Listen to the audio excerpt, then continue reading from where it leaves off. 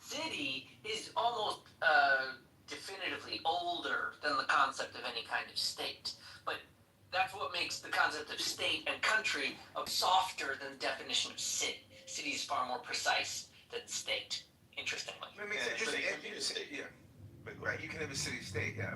But Mixed, you're saying that the further you get above a city, the more of an abstract concept you get. Well, it's technically like a philosophical, etymological, anthropological, historical question. Cities are the real history of like human mass organization, right? When they were out in the hinterlands and tribal plains moving nomadically, that was never a state. That was never an organization of any such size. Like maybe they had armies, I don't know.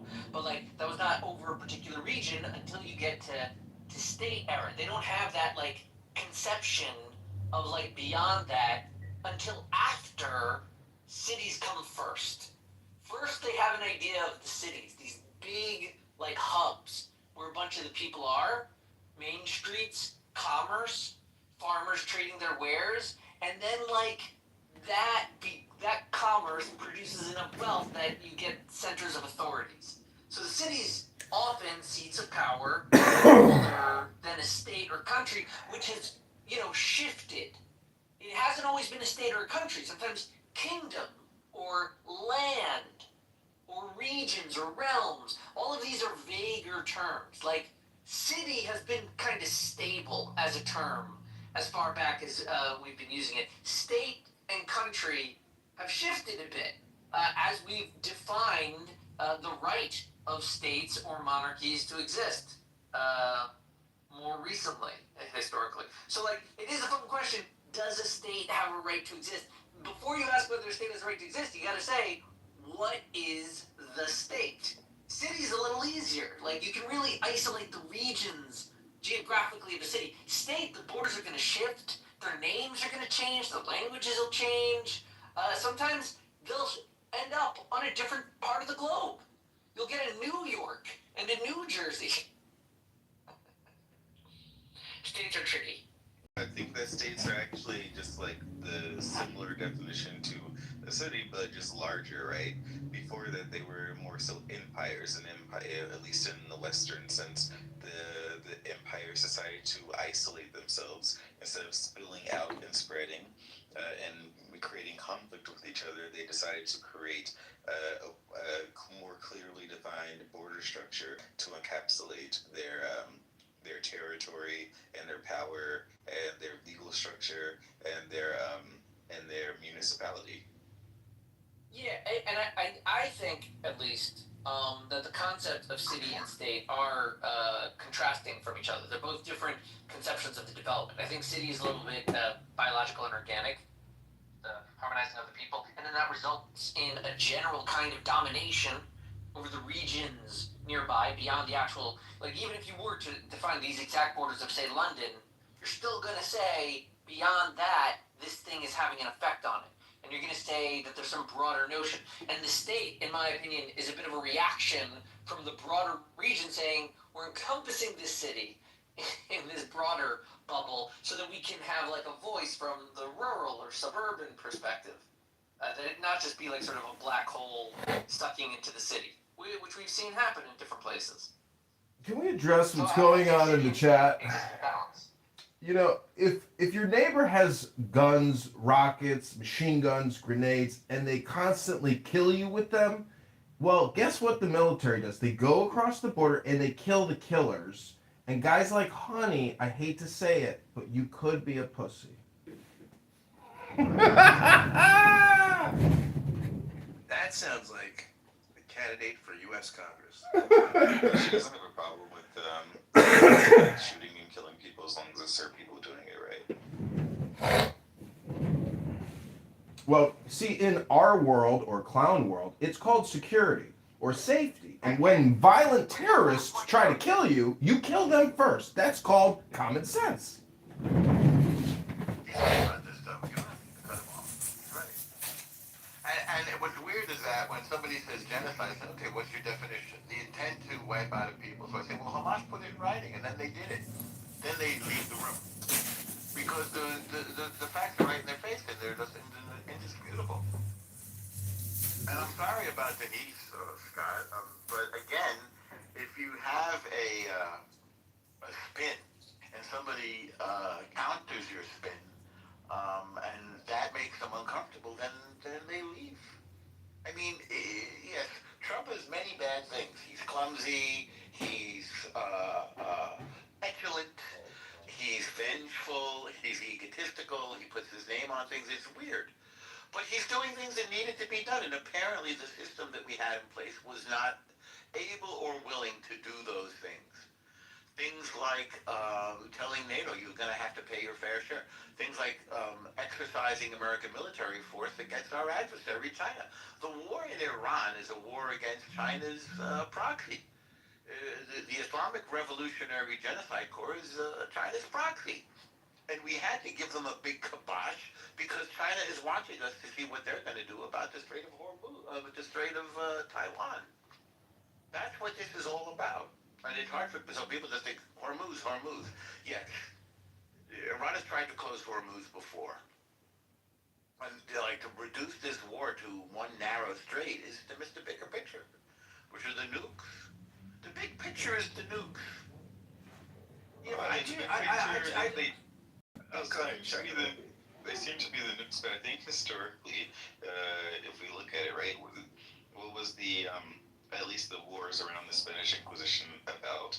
They're about a similar thing, about people in the East cutting off the people in the West from trading with the East, right? Or people in, I guess, what they call the Middle East, in the middle of the East and the West, cutting people off from making those trades. It's about power and control of the current world situation. You know, I think the nukes are sort of a side project or issue. Israel is definitely about the nukes because they don't want to be nuked, but definitely about like which side of the world is going to like maintain a dominance and control over it.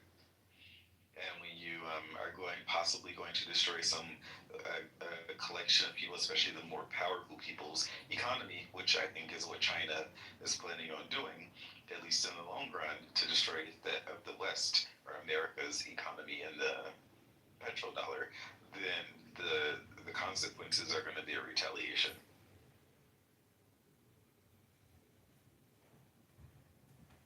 I do want to say, Norm, I don't think that the rationale for the war is as clear as you're making it. I think that, now, Bill Maher said, couldn't all the reasons that have been given be true to Josh Shapiro? And Shapiro said, what he would have done differently is come on the front end and be really clear. And I think the administration has not done that. Now, you could say that's just Trump, right? I mean, he sort of acts first. And I mean, I remember that in the 2016 debates when they were asking about gun rights, and they said, you know, that you have to give people due process, you know, with gun rights. And Trump goes, I think you get the guns and give them their due process later. And that's how he thinks, right? I mean, it's not, I don't think he has a conception of what constitutional norms or rights are, or what the liberal tradition is. I mean, he's just, no, you could say, as you said, he's a man of action, man of destiny. I mean, you know, yeah, that may be the case, but I don't think he understands traditional. I agree with you. Conceptions. I mean, if I remember correctly, at one point he said that he's the president, he is the Constitution. He says crazy stuff. There's no question about it. But the point is that he's doing things that have needed to be done for a long time. We should have done this to Iran a long time ago. We tried to, what's the word I want? I want to make a verb out of appeasement. Diplomat. Appeasement. Diplomatize them out of it, negotiate. We tried to negotiate them out of it for decades.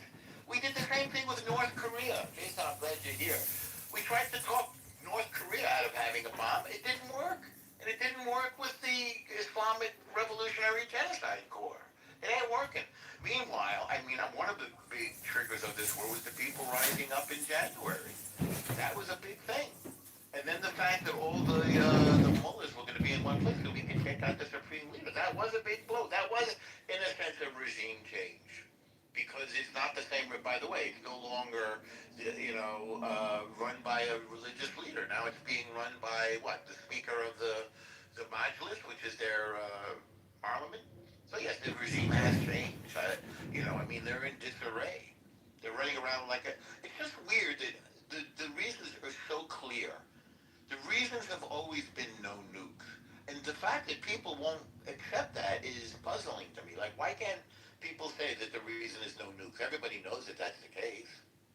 Why can't people say that? Well, it's because they constantly say Zionists, murderers, genocide, apartheid. It's because they have all the negative linguistics, but they fail to understand that if Iran got a bomb and they wiped Israel off the face of the earth, the truth is, these people who say they don't care about Israel. They don't care about the Jews. They would be happy to see the Zionist genocide state obliterated because they themselves are obnoxious, terrible people. That's the truth. Well, it is your argument when you throw in it's not terrible, but what you say is true. Yes, they want Honestly, Israel to be attacked. Huh? that strikes me as a really kind of fun movie. I'd like to do a sort of found footage video within like a pro-Palestinian college campus encampment, responding to and witnessing the nuclear detonation of a bomb in Jerusalem by Iran, and then I just want to see the conversation. Well, then you get. Wouldn't that be a great Mixed-Up, what do you think dinner with? Camera phones that are at the event. Wouldn't that be fun? What do you think dinner with Andre was all about? You didn't understand what dinner and Andre was about. So this is how you set it up, makes sense. So you call them in to do an experiment, right? You say, we're going to test it. And then they say, hang on, breaking news. Oh. We have to stop the experiment. You think I do it like a prank on groups of people and I film the results every time? That's pretty smart. I agree with you. That could be done. It could be done. You're right. It could straight up be done 100 times. Okay, I would do this with you. That would make money, dude. I would do this with you. We can sell this. This idea should sell. This is a great idea. But this would not really matter to anyone who wasn't already sympathetic to Israel. It wouldn't make any difference. And this is a classic example of these kind of things that people on the pro-Israel side come up with and say that is not persuasive to anyone. Okay, and you guys put a huge amount of effort into stuff that just accomplishes nothing. It's the same thing with Charlie Kirk's assassination. It's a prank, bro. Absolutely It's nothing. a prank, bro. But it would accomplish nothing. It's the same thing with Charlie Kirk's assassination. What? It would be damn good television, and I would pay to see it. Well, politically correct in other rooms on this app after Kirk's assassination, they were gleeful, joyful, dancing, celebrating, screaming with joy. That's the same type of endorphin and dopamine response that would happen if people were informed that Israel was new. That's exactly what would happen.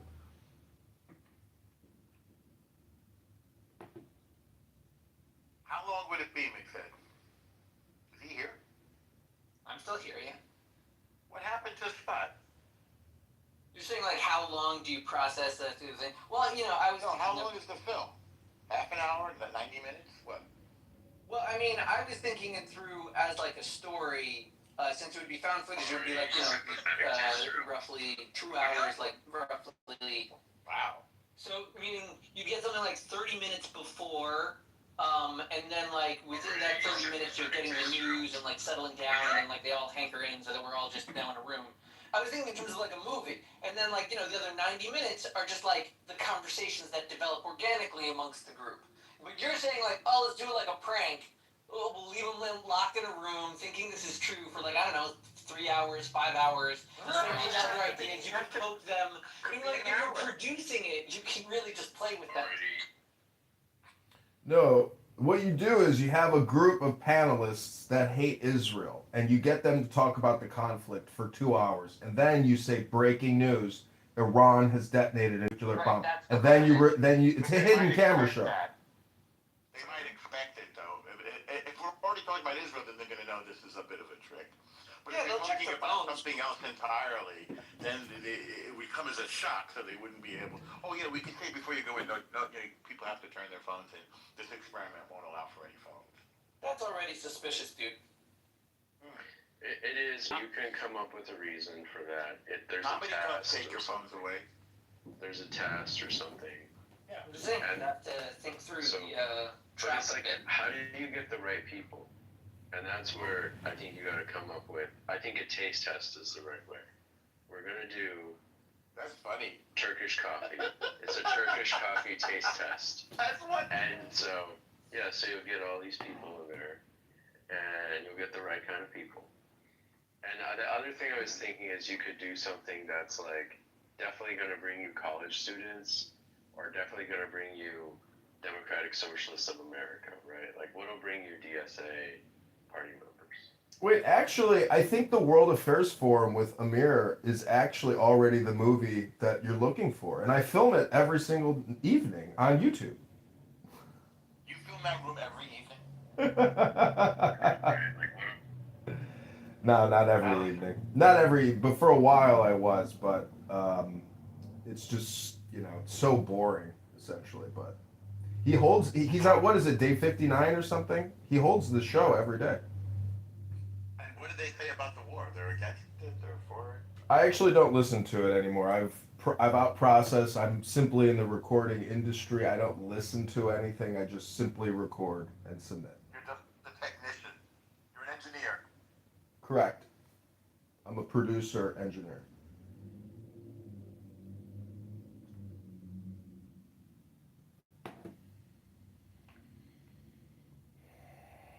What I don't understand is why, people come in so hot on Trump and say he's a pederast and a cannibal. I mean, are they completely delusional? Like, have you seen any evidence to suggest that he was involved in any of this type of activity? I have not.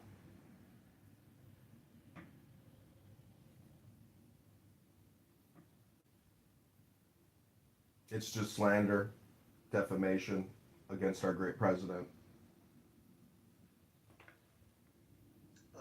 Norma, are you familiar with the prophecy that the current Pope is the last Pope? The 112th Pope. Are you familiar with this? I feel like I've heard it. Yeah. So the whole idea is Israel got independent in 1948. But it's only until 1993 there is official recognition of Israel by the Vatican Pope. Are you familiar with this? Are you familiar with this? I've heard it. So that means the entire Catholic in US, those swing states, they don't recognize Israel. What 3 states? I mean, there are certain swing states in US, they are full of Catholic, right? They don't recognize Israel. That's interesting. So the whole idea is this thing started about 1,900 years ago, and it is this is a blind spot for Jewish because you're not supposed to understand anything of the New Testament and what's going on there, so you have no idea why is hostility toward you, right?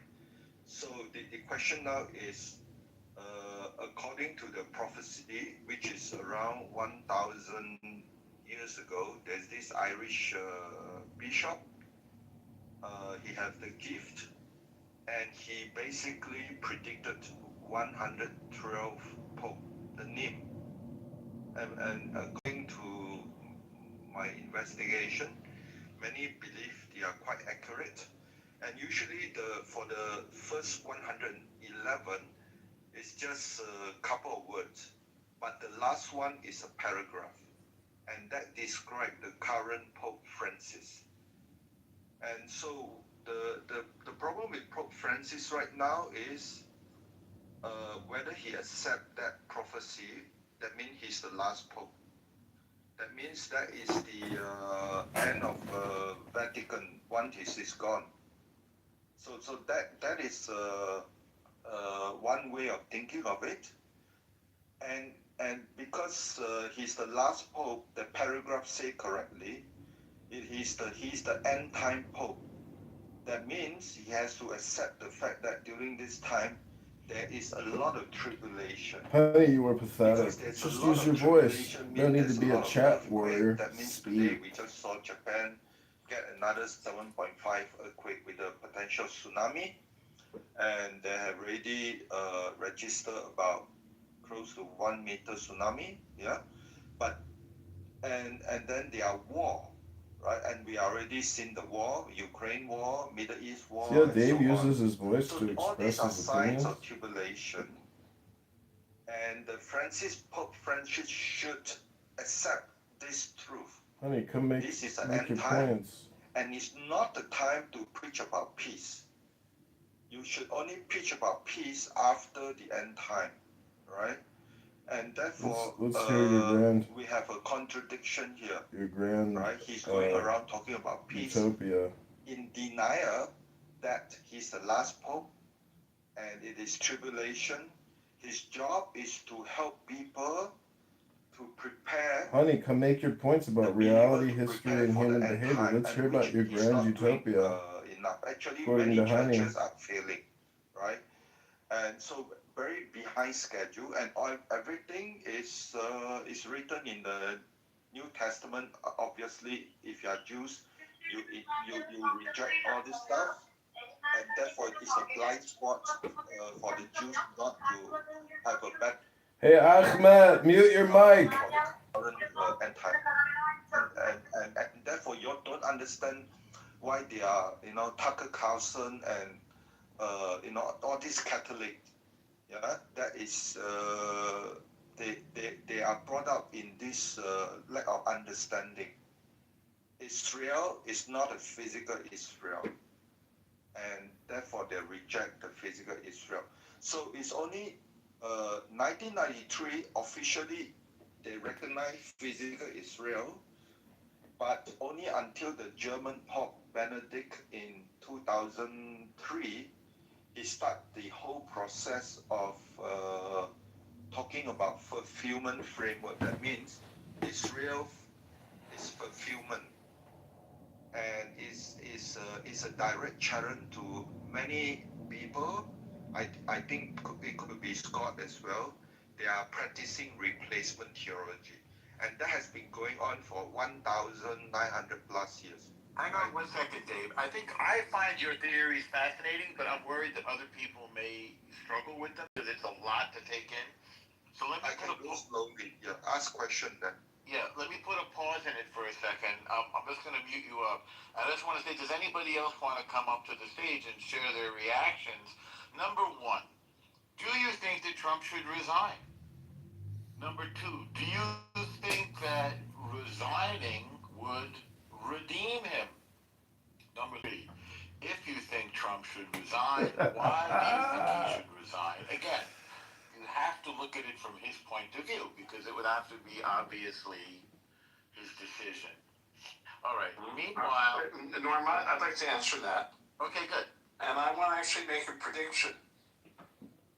All right, sounds good. Take it away, Randy.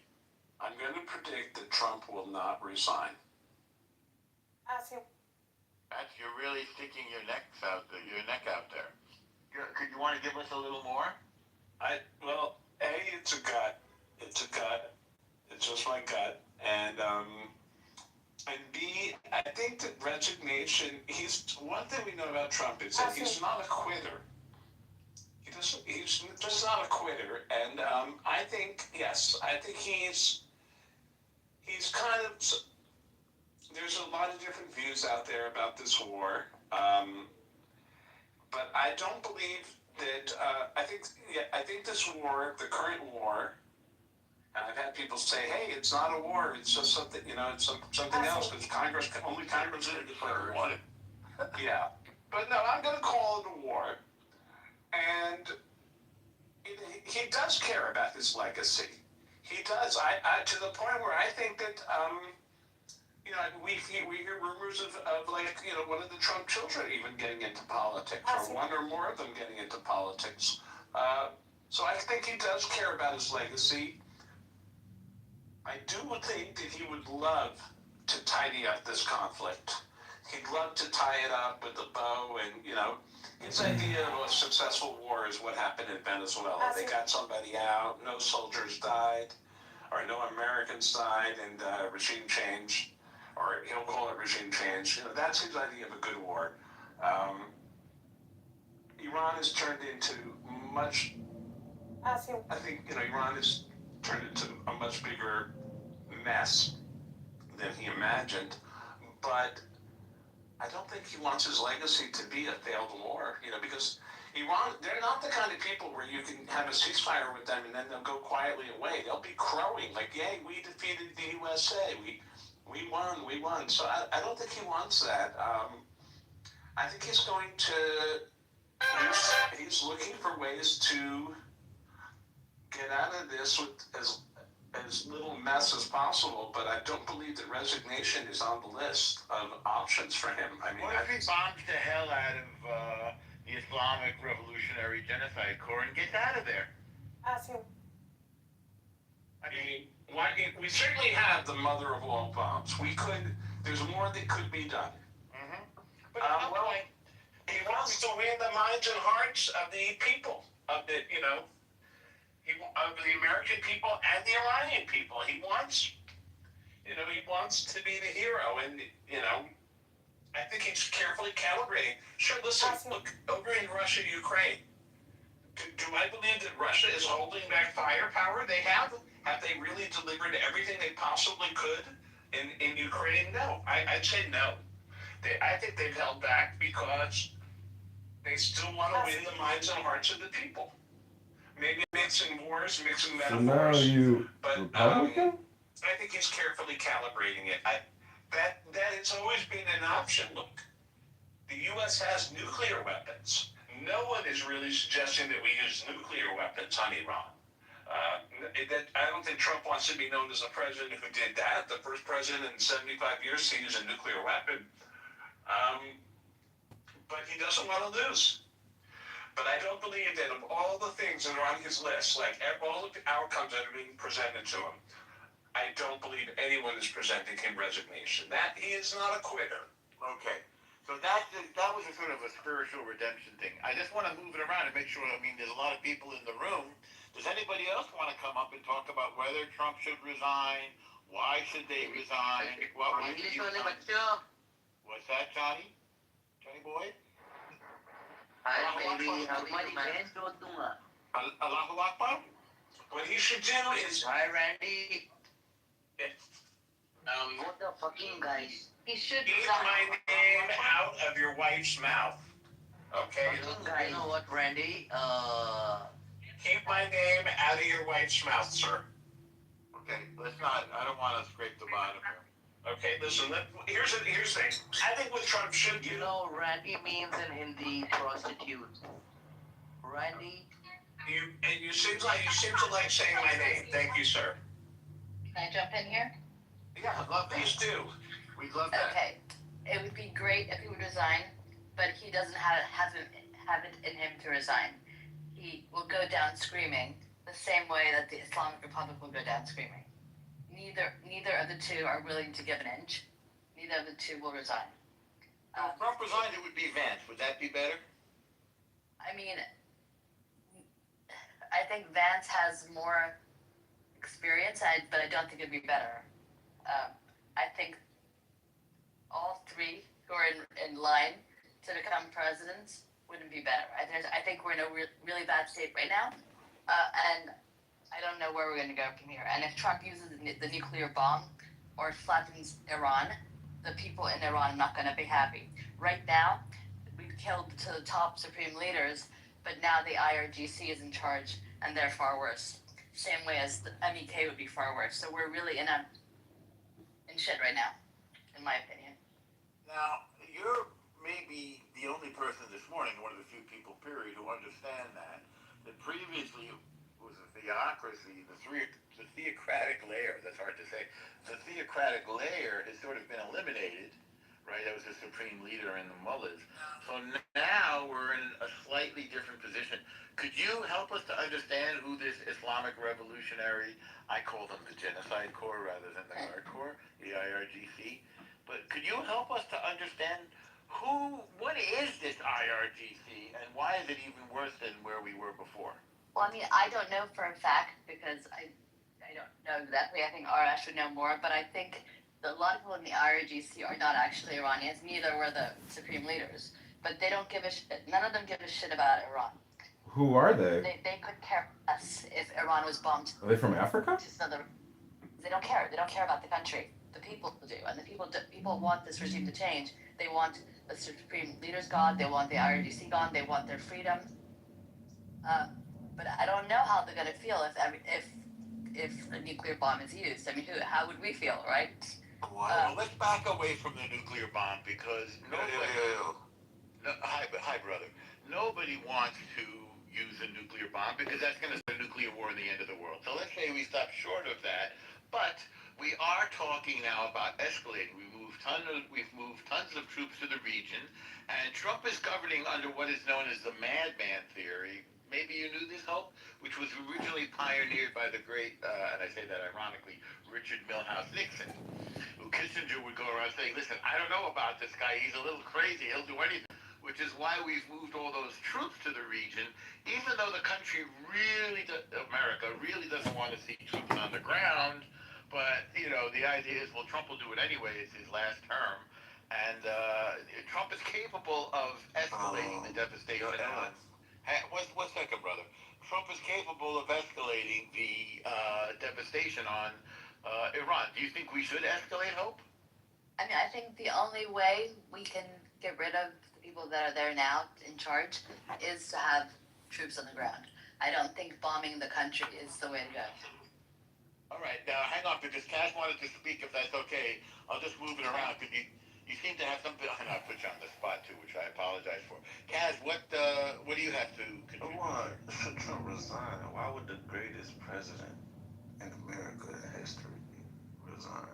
That's one. What's the reason for you gonna do that? One. Two, there's talks that he's running a third. If he says it, I believe it. You know what I'm saying? And three, the 2020 election was rigged, and about to do something. So, Cass, you love Trump, in short.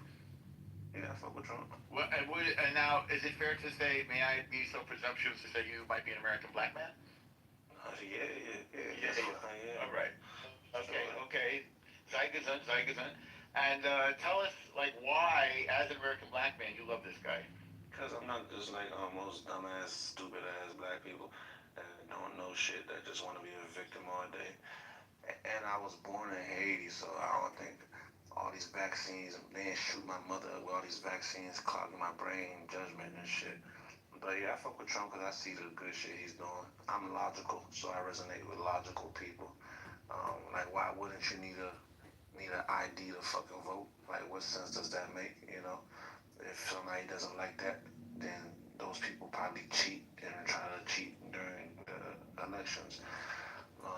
Why would anybody like closing the borders or just doing what we need to do, fixing Obama's bullshit mess? Giving Iran money, giving Iran money and shit with Hillary Clinton's uranium bullshit. We didn't give Iran the money. We gave Iran the money that belonged to Iran. It didn't go to the people. It went to the government, but it's the money that belonged to the Iranian. Listen, bro, it's like that's the. Dude, I'm Iranian. That money belonged to the people. Listen, bro. Don't listen. I'm not a bro. I'm not your bro. If I have money, right? If I have $100 million, and I owe you money, and you're talking about you're gonna kill me, right? It wouldn't be best to give you the money, you know? One, and plus the thing you don't understand about this deal is these people got funded back the money. So they paid Iran money, and Iran just paid it back under the table just to pay corrupt government politicians. But y'all don't know what's really going on, man. You know what's really going on? Yes. I don't know. You don't seem to be able to speak very eloquently. I don't know. No, I'm just distracted right now. But if you think that, if you think what's going on a surface level is what's actually going on, you're somebody we call sheep. You know, you guys believe in surface level. You guys always believe in the story you're being told, but have no discernment to understand what's actually going on. And I really, you people should stay out of politics because when people argue with you guys take something like, oh, it's Iran's Are money. you people? Yeah. You mean white people? No, just it doesn't matter the race, bro. I'm not talking about race, bro. It don't matter the race. It's anybody that, for example, oh, we owe Iran that money. You have to be a dumbass. We didn't owe them the money. Oh my It God. is oh my God. That We means owe we them. owe them the money. That means we owe them the money. No, So what are you correct? No, it's money that belonged to them. So that means we You owe don't seem to you the understand. money. That means we owe you the money. If you want to play semantics, we can stick on this point. That means I owe it to you. If it belongs to you, I owe you that money. That's what that means. We speak English, don't we? I speak English much better than you do. See, you're in competition with me. I'm not in competition with you. All right, let's keep it really friendly and true. Right, like she's just like I hate. No, I need to everybody. Hope is my friend, Kaz. I hate Hope women is my on friend. Clubhouse because Hope needs some more fucking Hope because I hate women on Clubhouse because they're always feminists and they always But think let's that. I'm not a feminist. Wait, let's not make Kaz. They always have to be. Let's talk about it. Like you see how I'm Let's talking. talk about You see how Iran. I'm talking and she's talking about my. Yeah, we're talking about Iran, but your friend Hope keeps talking about the way I speak and how she's better at speaking. All right, Nobody gives a fuck. please don't do that. Let's be Nice. Be mature. Yeah.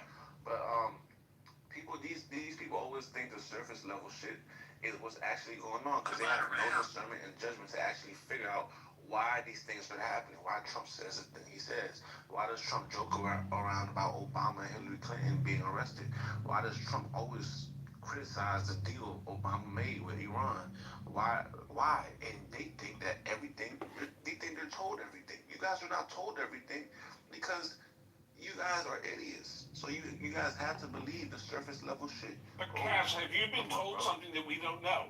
I've done my research on things that I know are facts. It's called intuition. Yes, I know a lot of things that people, well, I wouldn't say you don't know, you just don't want to believe because the government didn't tell you themselves, right? Or there's not a .org link behind it, you know? So there's a different type of people out here. You know, some people just need that .org or they need to hear from CNN and they don't understand when they're being lied to. I can't argue with people that don't understand they're being lied to. I'm Iranian and I grew up in politics. I'm Iranian and I grew up in politics, so I think I know much more than you do. Yeah. See, people that grew up in politics, I don't know what analogy to use. It's just y'all don't know what's really going on because you guys are getting lied to by the people that are right next to you. You know, they're not telling you what's going on. They look at you like sheep. But they tell you. They tell you. No, the information is out there for anybody that wants. Hope, he has an opinion. You know that, right? Like, it's his opinion, Hope. I mean, you don't have to actually attack him personally. I didn't attack him. Yeah, you. But I can read your tone. You're getting upset over my opinion. I'm not upset at all. I'm just saying, you're saying we're all idiots. I'm sorry. You're an idiot. You want to. She's not okay. You're the idiot. Oh, you want to attack my point, so you're. Okay, let's not do that, guys. That's very low level. Let's go high level now. I want to move the mic around a little bit. NPC, non-playable. Kaz, thank you for your contribution. Hope, thank you as well. But let's have no infighting, you children, or I'm going to have to stop the car. Don't make me stop this car. All right, non-playable character. We're all on the same team here. That's what right. I was Jennifer, saying. I wasn't attacking her first. Okay, Kaz, I know that. I know that. All right, the NPC, non-playable character. Would you like to weigh in, sir? Sure, sir. Jumo, I am so surprised. Jumo. Yeah, I was told that. I don't like that, though. Why don't you call me by my name? Why you call me out my name? You stupid. Why you call me out my name? Your black set is so. It's actually offensive how not black you. Because you don't even sound black. But I'm not black. Why would I sound black? Anyway, I'm offended on behalf of Trump because all Trump did is listen to you and your people. He's controlled by you and your people. That's all. And now you want in this conversation. He's controlled by me. Yes. I want $1 billion. Give me money, Trump. You already have $1 billion. Hallelujah. Okay, I want another. So tell me why you have an issue with him, because if the Jews have an issue with him, then who? If the Jews have an issue with him, then who doesn't? Like, he's been doing everything for you, How right? do we control him, by the way? What's your theory? My theory? Yes. My theory is that Trump probably listens to people who he's close to, and the Zionist lobby is closer to him than shit is to stink. Like, it's just. How did they get so close? Well, they married his daughter. That's number one. They married his daughter, and then they also gave him money. Hi, this is Ethan from. And they also tried to assassinate him a few times, but. Everybody. Whoa. So he likes to do what people who assassinate him tell him to do? He's afraid of. Donald Trump understands that he's not the most powerful person in the world. I have a question for you, bro. If the Jews are so powerful, how come 6 million of them were killed? I mean, how do you reconcile that? That didn't happen, bro. I don't think the number was that high. It was but no. Which one is it? 5 million? A couple hundred thousand maybe. Yeah. But that was one point in time in a certain country, in a certain society. Did you read about 10 countries? For what you were, and then. It happened in about 10 countries, just so you know. You know, the Holocaust happened across not just one country: Poland, Russia, Germany, France, Romania, Hungary. If you believe that, Jews were killed all over the place. It wasn't just one country. You know, you come here, you got to know your history if you want to fuck with us. All right. If you drop out of school, then you're going to be at a disadvantage in this conversation. Let's move it around. Jason, did you want to remind me? Connie said slavery was a choice. I disagree. I don't think it was a choice. I think it's. I was easy. It's worth pointing out that the Jews bounced back after that happened, and they took over again. And their population is still worldwide not at the level that it was in 1939. No, I mean that's true. That's true. Their population is less today. In the meantime, Palestinians went from 500,000 to 5 million. So they bounced back to controlling the world again, right? Did they? Yeah. Really? I mean, the world. The world? Not even the U.S. You're going to say the whole world now. We use a Ouija board, Randy. Yeah. Wow. We use a Ouija board to control the world. I mean, you think people would be embarrassed by this, to say these things, but they say them? Randy, he's being ironic. All right, I don't know anymore. What do I know? I'm trying to work, and here I am getting distracted by this stuff. Normal. Kaz, if you don't think the Holocaust happened, I really encourage you to go to a library today. Go to the history section and find a picture book. It's in the pictures. It's fully documented. So this is the problem. Why do you think Germany did pay reparations, or did pay reparations? Oh my God, Speaking of reparations, where's my money? You understand nothing, bro. And mine. You guys don't even know why World War II started, bro. We want reparations from Okay, how did it start, guys? World War II. How did it start, guys? Under Pharaoh. So basically, right, the Soviet Union massacred a whole bunch of Polish people and blamed it on Germany. Germany was the one that reported that shit, and in the U.S., the U.S. just didn't believe Germany, and then they made propaganda that they blamed Germany when Germany is the person that reported it to everybody. They're like, damn, they murdered all these Polish people. Germany reported it. That's what the United States. The United States blamed it on Germany. That's why years later, the Soviet Union, they admitted to doing that massacre. Let's get back to Iran. Yeah, but let's get back to it. But basically, bro. Trump knows what he's doing. These people don't know what the fuck they're talking about. And you can't say because he's helping Jews. Not all Jewish people are bad, but the bad people are Jewish, But not all of them are bad, but. Yes, the cause of all the world's problems are the Jews, essentially. not every Jew is responsible. You know what I'm saying? In fact, I stubbed my toe yesterday, and I'm pretty sure it was the fault of a Jew. And it still hurts, by the way, and I want reparations for that. All right, Elle, what do you have to do? How would you like to weigh in now? Elle, you just skipped over me. Oh, I didn't see you. You can go next. Elle, do you want to go or you want Tada to go first, Elle? I would love to hear Tada go first. All right, there you go. This is some highbrow conversation. Yes. Yes. Okay, so to answer the question, should Trump resign to be redeemed? Yes. Thank you for getting us back to the topic. You're welcome. I don't think there's any redemption for Trump. I think that Trump has great ideas, but does not have a plan for completion. Even if we start with the tariffs, if you're going to tax the imports, prior to doing that, you should probably build up the infrastructure so that the American consumer doesn't feel the wrath of your tariffs, pretty much. So brilliant. What was your major? Psychology. Very brilliant. One of the most brilliant analyses I've heard, on Clubhouse. Period. Keep going, please. You're welcome. As far as the war in Iran, I just think, again, it's just a uncompleted plan. I think what needs to happen is it should have been years. People knew that if you were to attack Iran, you would have to deal with the Strait of Hormuz. That was just part of it. So, I don't know what could have been done, but I just know that there needed to be a better strategy. And the only thing that I would have to say is that if Israel and America are allies, they both have to be on the same page. And from what Marco Rubio said, that the only reason why they attacked is because Israel was going to attack. So before they got attacked back, they attacked Iran. Whatever the PR campaign is terrible, and it's making the American people really distrust government. And when you lose the people, you lose those who are going to put the people in power to move forward with your agendas. So I just think that there's no redemption for Trump. He just needs to rethink his strategy.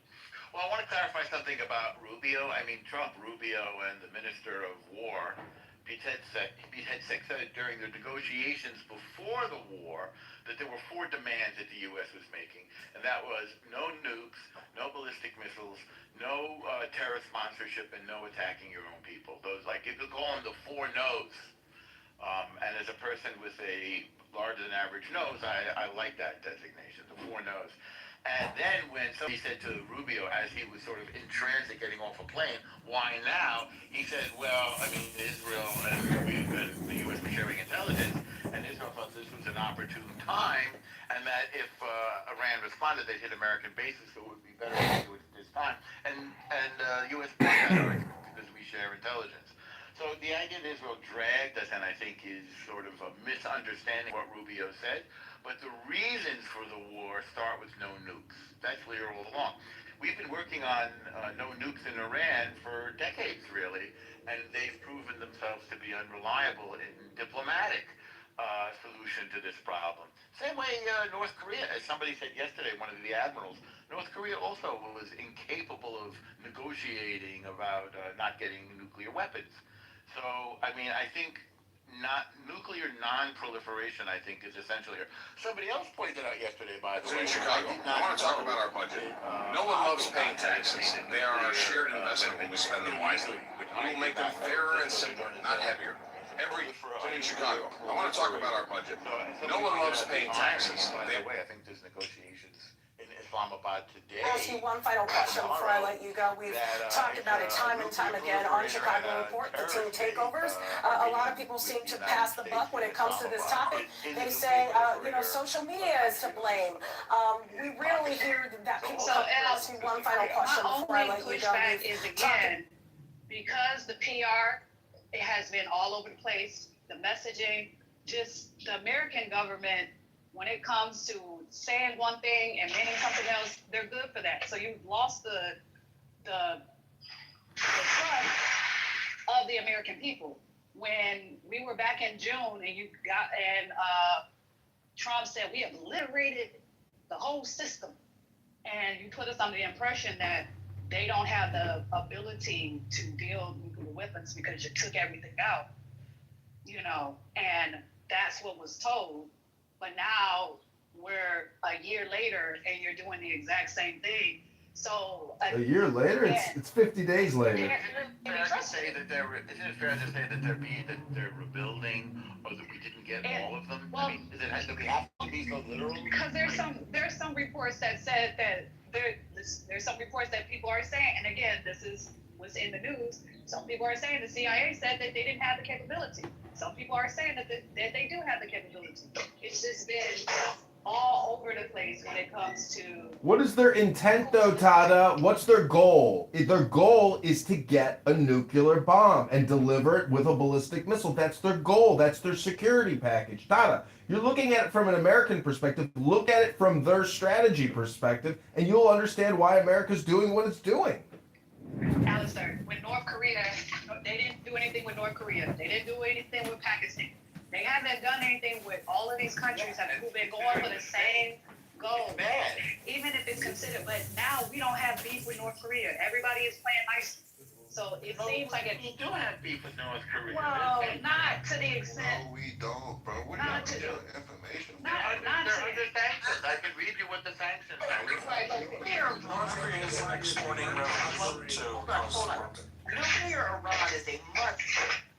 But that's what they told us about. They told the same thing about Korea. This is absolutely a different whole ball of wax in North Korea. No, they told us the same. I don't know what y'all been listening to, but they told us the exact same thing about North Korea. They said North Korea cannot have a nuclear. We haven't heard from Elia. Can I just comment one thing, Norm? Comparing North Korea with nuclear weapons and Iran are two different balls of wax. North Korea, quite literally, wants to be left alone. Iran wants to rule, bring the end of time. Do you understand the difference? We're talking about religious fanaticism. They will murder 40,000 of their own people in weeks to this end. It is not the same. I'm wrong. I don't disagree with you on this, on some of the urgency. I think, which is all the more reason the messaging is important, because I think in an America that is war weary from Afghanistan and Iraq and is much more skeptical, I think had something like this happened after Iraq won, you wouldn't see nearly the pushback, right? Because after Iraq won, I think America felt really capable in its ability to exert its military dominance in a way that didn't require massive boots on the ground, that wasn't quagmirish. I think after the debacles in Afghanistan and Iraq, the second Iraq, I think to get the American people behind stuff like this, and where you look at the polling, this is not popular, you've just got to be that much better at messaging. And maybe you shouldn't have to be, right? Maybe people should be less emotional. Maybe they should have more rational memories, but we don't, right? And so I think this is what the limits of Trump are. And as Norma said, he's maybe the man of destiny and things, but when you message poorly, when the reason constantly changes, it doesn't seem urgent. It seems chaotic. And I think that the administration has some responsibility for that, to clearly communicate and rally the populace that's, again, really skeptical of intervention. And part of the reason Trump was elected was because he ran as the guy that was not interventionist, right? Twice. And so and he can change. Yeah, but Iran has always been on his radar, in particular, and every administration before him. This is I'm not denying that. This is brand new. That's the trouble. You got to be persuasive, and he's not persuasive, and that's part of I also think there is a faction of people that he could end cancer, and it wouldn't be good enough. I really do. Sure, but the level numbers. But Iran has always been our enemy. No, I'm not denying any. I'm not denying any of that. But I'm saying that if this is something urgent, and you're committing possibly the lives of Americans, you've got to be persuasive. And it sucks that because of other things you say, it's harder for you to be persuasive. And it sucks that you've got to be persuasive. on something rather in a context. to not rely on people coming to their own fucking senses. Scott, there's no persuasion in war. There's no words of persuasion that can bring up people to go to another city to go kill large groups of other people. There's no way to persuade people to do that. But that's what leaders do. That's what presidents do. That's why he was elected. He is the solution to a lot of problems. He is strength embodied in his philosophy. And the truth is, that's the way the cookie crumbles, and a lot of people just don't like reality. Hate to tell you the facts of life. Hello? Hate to tell you the facts of life. Hello? First of all, there isn't any way. Americans are dumb, but they're not like. They can still breathe and they still go outside and they still. Well, let me land with the idea. I want you to go on for. I just want to mention you made a Marvel Comics reference, What in the Sam Hill. I think that's very cute. Am I right about that? Yeah. Oh, beautiful. Okay, that's all I wanted to notice. Yeah, you guys know media. That was a little general. I'm the only one who got that, but go on, and I take credit for that. So what I don't understand is that it seems, and I've been watching you guys ever since we used those B-2 bombers and we used the bunker. Watching you guys? You mean you're looking at the news? I thought that after we used the bunker busters, you guys would be happy, but no. After we used the bunker busters, I went into y'all's rooms and y'all were talking about regime change. I was like, what the fuck? So now so I'm listening to y'all, and you're talking about messaging. What I've understood messaging to actually mean in this climate is, what lie do I need to tell to convince people to do the thing that's not in their best? What lie? How do we lie to make people? There's no lie that you can tell the American people to justify a war that fucks up. There's no lie that you can tell the American people that are going to make the American people, both Republican and Democratic and Independent, okay with increased energy prices for things that don't benefit them. There isn't any type of messaging that you can use that's going to, because Iran isn't close to a nuclear weapon. We didn't. So what excuse are we going to use now? What excuse are we going to use to fuck up the world's economy? What excuse? According to who? According to reality. No, according to who? Americans are not going to believe lies so that we can justify fucking up the economy because Israel wants to do stuff like it doesn't. Israel. You are nobody. You're making up. Hold on, Trump is in a position of power. Why you got to act like Trump is in a position of power right now? Proliferation of AI, science, and nuclear combat they all say the same Islamic terrorists, but nobody understands what they mean, right? This is the like Americans, not like crazy. This is the missing messages. Why? Because to understand that, it requires a lot of understanding which the media failed to deliver. Both sides, Fox News and the Democratic side. Nobody talk about this. This crazy religious ideology that distinguish North Korea and Pakistan from the Murrah regime. Point. Period. So whenever you talk about nuclear, getting nuclear weapon, and you start dragging in Pakistan, start dragging in North Korea, you fail because Murrah regime is not Pakistan, not North Korea. Since 1979, they only have one mission, to drag the whole world into chaos. And that's what they have been doing. And Fox News fails to deliver that, and Democratic media refuse to talk about that. That would mean their entire political correctness will crumble, right? So this is where we have to address. Interesting. Does anybody want to respond to Dave? Dave is saying that the Islamic Revolutionary Genocide Corps, who declared war on us in 1979, took over our embassy, has been trying to drag us into war from the very beginning in order to, and I will add to this, Dave, in order to bring about the 12th Mahdi, which is like a messiah, who is the hidden imam. Does anybody want to respond to that? No, they don't even know what you're talking about, but they want to respond. They don't. That's the problem. And maybe that's the messaging problem we're having, is that we think like having an ideology that will literally destroy the world because that's what you believe will bring about this religious. Americans are trying to be rationalized. They don't want nuclear weapons. They're not trying to do this bullshit shit. Listen to their own words. They're not lying to you. They admit to having 60% enriched uranium. Outside reporting agencies say they have 60% enriched uranium. Now we want to get on as Americans and be like, no, they don't. According to what? Your own fantasy?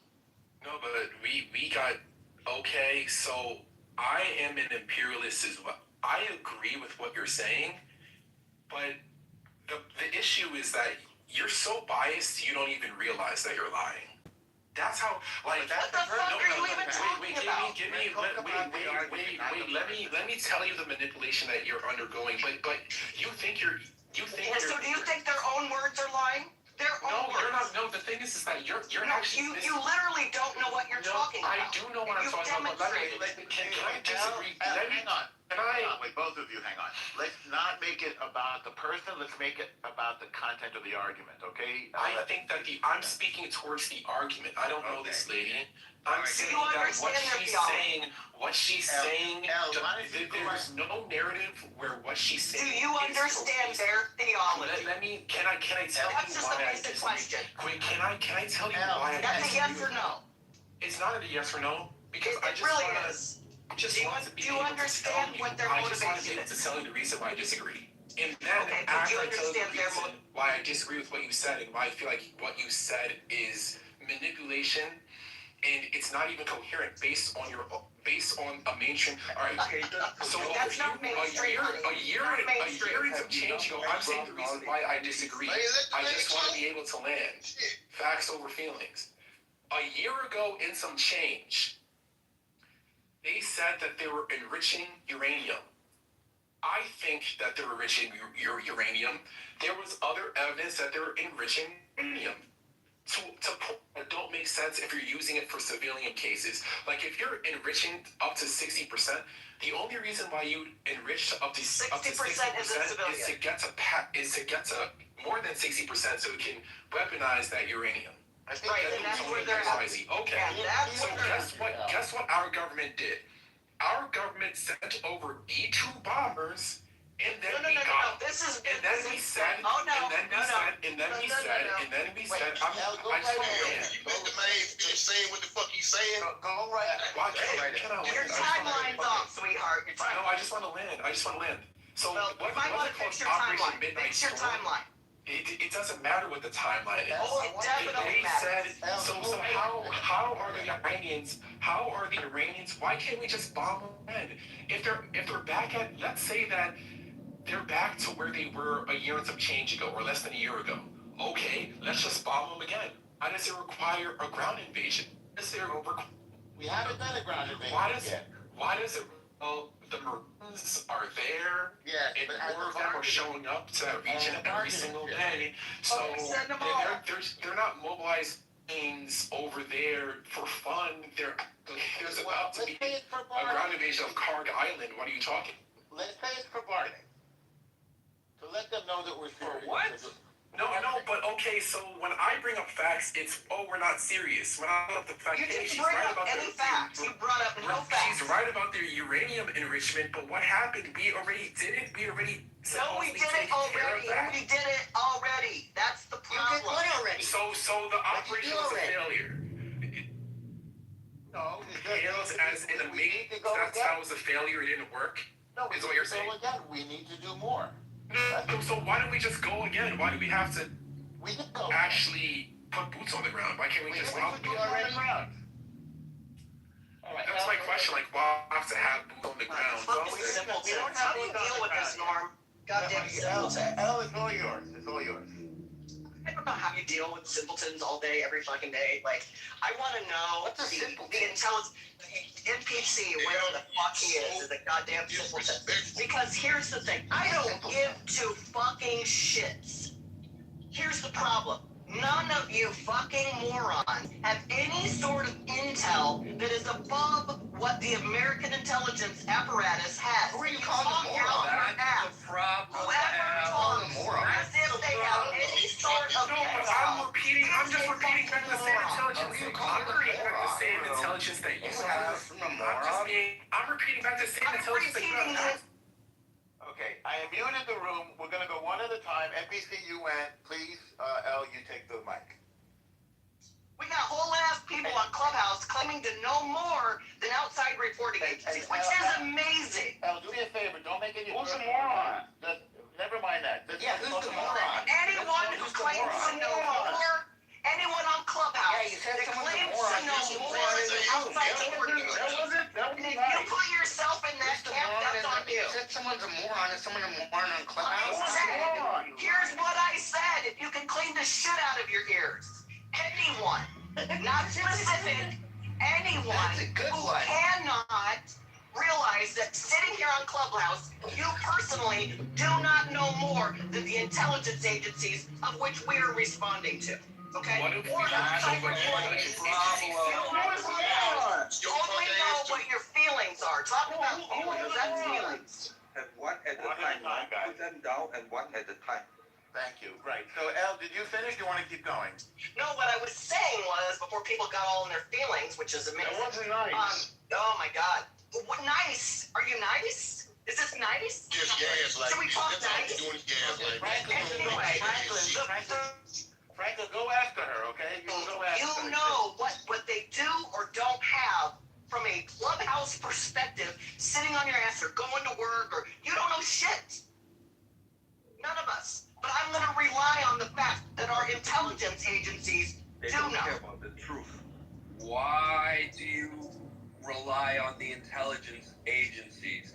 They are lying to us Really? also. Based on what? Why don't you go into Franklin? Based on what? I mean, yeah, the intelligence agencies did tell us that there were WMDs in Iraq, and they were the source of. Do you know there are also people who actually claim that there were at some point that they were moved? But let's not talk about that. I mean, maybe, but I mean, there's broad consensus that the intelligence there was wrong. Right? Is there broad consensus?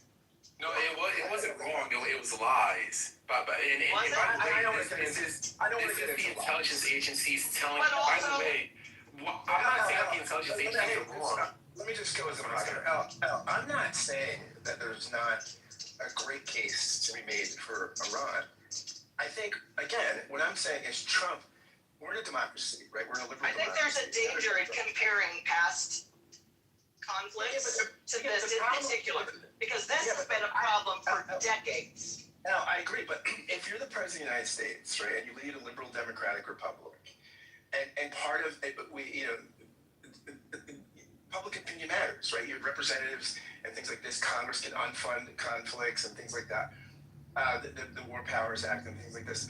And you do an action like this, and it might be the most urgent conflict in the past 30 years, but you do it in light of two significant conflicts in the Middle East that were broadly perceived as failures. And so you have to take that into context when you try to bring the people along and tell them why this is urgent. And I think the communication on this has been really poor. And I think, I'm not saying I'm saying its significance merits Trump doing a better job on the messaging. And I think that's been in somewhat of a disarray. Read the messaging, Scott. It suggests how to improve the messaging, Scott. It is a very complex. How do we improve the messaging for both Republican side and the Democrat side, Scott? There's so many. Let me shut up. Well, easy answer. I think Franklin wanted to go after you, Scott. Yeah, go ahead. Franklin, did you want to go? Thank you. Welcome. I want to first say good morning, ladies and gentlemen. I want to apologize for my outburst a little earlier, but it's so the topics we speaking on now are very touchy subjects. We have to realize, okay, now I'm a Muslim. Okay, now I've been practicing Islam since 1991. Assalamu alaikum, brother. Wa alaikum salam wa rahmatullah. So what now from my perspective, my personal perspective of what it looks like Israel, the Jews, the so-called Jews, and the U.S., the so-called Christians, are attacking the Muslims. That's what it first looks like. The so-called Muslims, you mean? Well, okay. Holy war? Okay. Cool. All right. So let him go, please, David. Franklin's mic. I'll ride with that. But we have to realize that even back in the 70s, it's always been something with the Middle East and the U.S. It's always been something. They have always labeled the folks in the Middle East as terrorists. That's a known fact.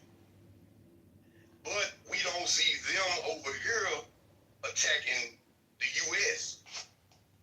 It's always someone is invading their territory. But so-called Franklin, you know about 9/11, right? Of course I do. Okay, well, I mean, that was done by so-called Muslims. Okay, but check this out. Now, and I'm glad you mentioned that, because to show you how I'm glad you're glad. Yes. So, to show you how that was some bullshit. So, the government said that they didn't know anything about it, right? That this was supposed to be a surprise attack. How come the day the planes went into the towers, that all the Jews had called in sick from both buildings? Well, they all the Jews. No, I think you forgot to say the so-called Jews. The so-called Jews. The so-called Right. Okay, right. The so-called Jews called in sick. Well, wait, Franklin, do you know what Cantor Fitzgerald is? Who? Cantor Fitzgerald. They're an accounting firm. Interestingly, the former CEO of Cantor Fitzgerald is in the Trump cabinet right now. Cantor Fitzgerald is a accounting firm. You maybe can tell from the name Cantor that it's made up largely of Jewish people. They were on the top floor of the World Trade Center, and they were all wiped out, including the brother of Harold Lutnick, who is now in Trump's cabinet. So it isn't true that all the Jews called in sick. In fact, Jews were one of the main victims of this terror attack by Al-Qaeda. And, we should keep saying so-called, Norm. I'm sorry, so-called. But now check this out. Basically, it's a denier. But what's the point of repeating facts to a person who doesn't operate on facts? Let's just Okay, all right. Now check this out. Now, if you watched Dayland, 2020 and all this stuff here, the amount of footage that they had. If this is supposed to be a surprise, why did they have all this footage? They showed Muhammad Atta leaving his apartment, stopping by a bar, getting a drink, getting a prostitute, going across the street to the little hotel, and then before he went to the airport. Now they got all this footage.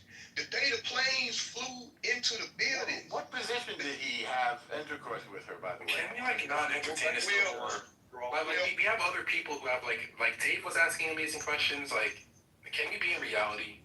Yeah, can you be in reality? If we want to get back to Iran, should Trump resign? Should Trump resign, Franklin?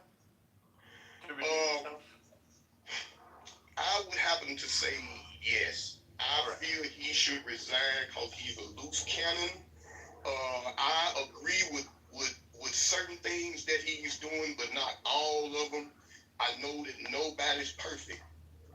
But as far as dealing with foreign relations, I feel that he should resign because he's a loose cannon. And by the way, what do you like about what he does? You don't mind me asking. Well, his view on getting the illegal immigrants out, the folks that move illegally, because I don't believe in the method that he's doing it, but I believe in the policy that getting these folks out that are not supposed to be here because they taking benefits from people that been here their whole life. Yeah. So I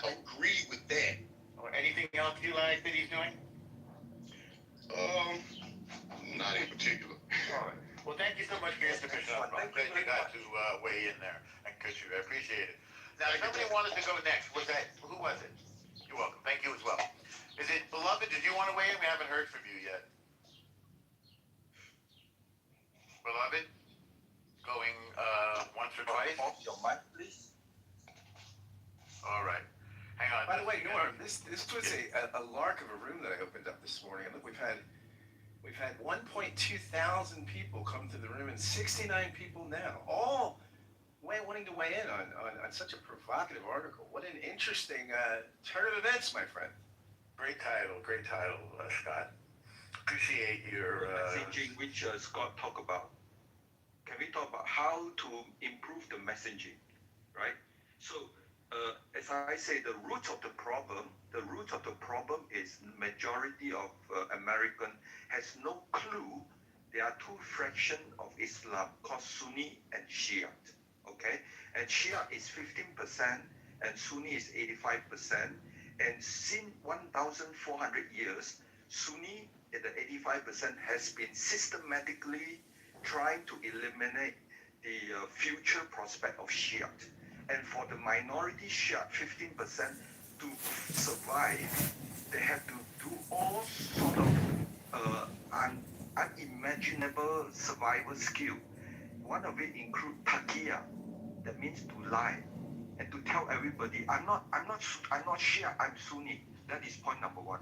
Point number two is they have to prepare for the time when they can totally overcome the 85% Sunni by having this end-time ideology. So this end-time ideology is 1,400 years, and it has been their primary objective to overcome the 85% majority. If you are American, you don't understand this, you will never understand what is hell going on in Middle East, period. And that is the root of the failure of messaging on the Republican side and the Democrat side. For the Democrat side, everybody is equal, and we have to be non-racist, we have to be political correctness, and we have to be afraid to be called Islamophobia. That means you will never learn the truth and the language of Middle East to understand how Middle East is causing the worldwide problem, period. Yeah, but in order to get to accomplish a goal, you don't necessarily need to educate the people entirely, right? We know this in America from all the other politicians that came before this one in his administration, right? All you have to do is have the trust of the people, and that's what's lacking. So messaging or not, if you don't have the people behind you, it doesn't matter what you fucking say. They're gonna focus on their needs at the time, right? Yeah, but Xerxes, welcome to America. Shia, Sunni, but he's talking about what the American people will do and support, right? But part of gaining support is having the American people understand why we're even there. And that is lacking. I don't know how that gets out. I honestly You can't influence our... Mostly because we are so divided that people was far less supportive of bombing the fuck out of Libya. Why did we do this? I mean, we literally decimated that place. Why? I still don't know. Talk about messaging. It's not just America, it's Europe too. This matters a whole lot more. If you ask me, this is a whole lot more America first than it has since World War II. It matters to you because it affects... No, it matters to the world. It matters to your world, but well, I mean, if you like nuclear war, I guess. I'm talking. We're talking about. Listen, we're talking with Dave. You just got finished asking and answering questions at the same time. Like every single response that I've heard is complete. Nothing is grounded in reality. And what I mean by reality really nothing you're saying is grounded in reality. Yeah, that's projection, NPC. Are you projecting right now? You're projecting. Alright, actual response. I muted everybody because I think Anthony hit on something important, but I'd like to discuss it one person at a time so everybody can really be heard and we can think this through together. We'll crowdsource this question.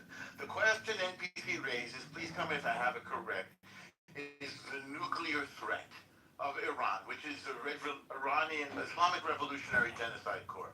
So that Korea, for example. But let's talk about the perceived or actual nuclear threat. Let's go NPC first, and then Alan and anybody else who wants to. Put me in the queue. This is Alistair. My initial answer, it touches on that a little bit, but I'm still going to say, for some reason, when one dude talks about the so-called Jews, he's never interrupted. But when I'm trying to say something that's actually grounded, I'm always interrupted because... Just make your point. I'm gonna say the thing. Thank you. So I'm gonna say the thing. Every single response has been about ideology. It's about messaging. Oh, people, they just don't know the information. If the average American understood the beef between Sunnis versus Shias, if they understood the nuances of geopolitics and power dynamics of the Middle Eastern region, and the messaging was good, then they'd support the war. No, they would not. Actually, I would go as far to say, the more that Americans find out, the less that they're going to support it. That's what we've seen.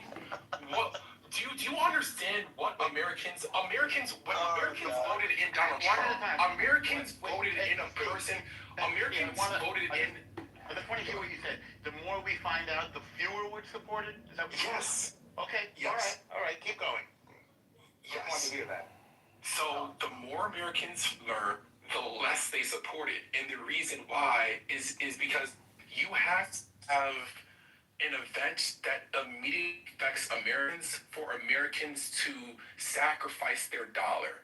American consumers are not going to sacrifice gas prices, energy prices, fertilizer, food prices eventually going up ×2. They're not willing to sacrifice it because Israel wants Iran to have a different regime. They're just not going to do it. That's not what our administration said, though. They said it was because of the nuclear threat. Yeah, but yeah, okay. Okay, so it's a question of whether you believe we that just or got rid of the nuclear threat. So how can they believe? So maybe they become better off because didn't we just stall the nuclear program by a few years last year? So we can't say it's nukes now because we already got rid of the nukes last year. Okay, but I think we've addressed that. It was found that there was further nuclear. Al, go ahead. And Dave goes after Al. Listen, I'm going into a meeting right now, and if he can't be convinced by outside reporting agencies, I'm sorry, I can't help here. Like the Atomic Energy Agency, Yes, for example? yes. Yeah, they said that Iran has 60% enriched, and that's obviously weapons grade. There isn't any dispute about that.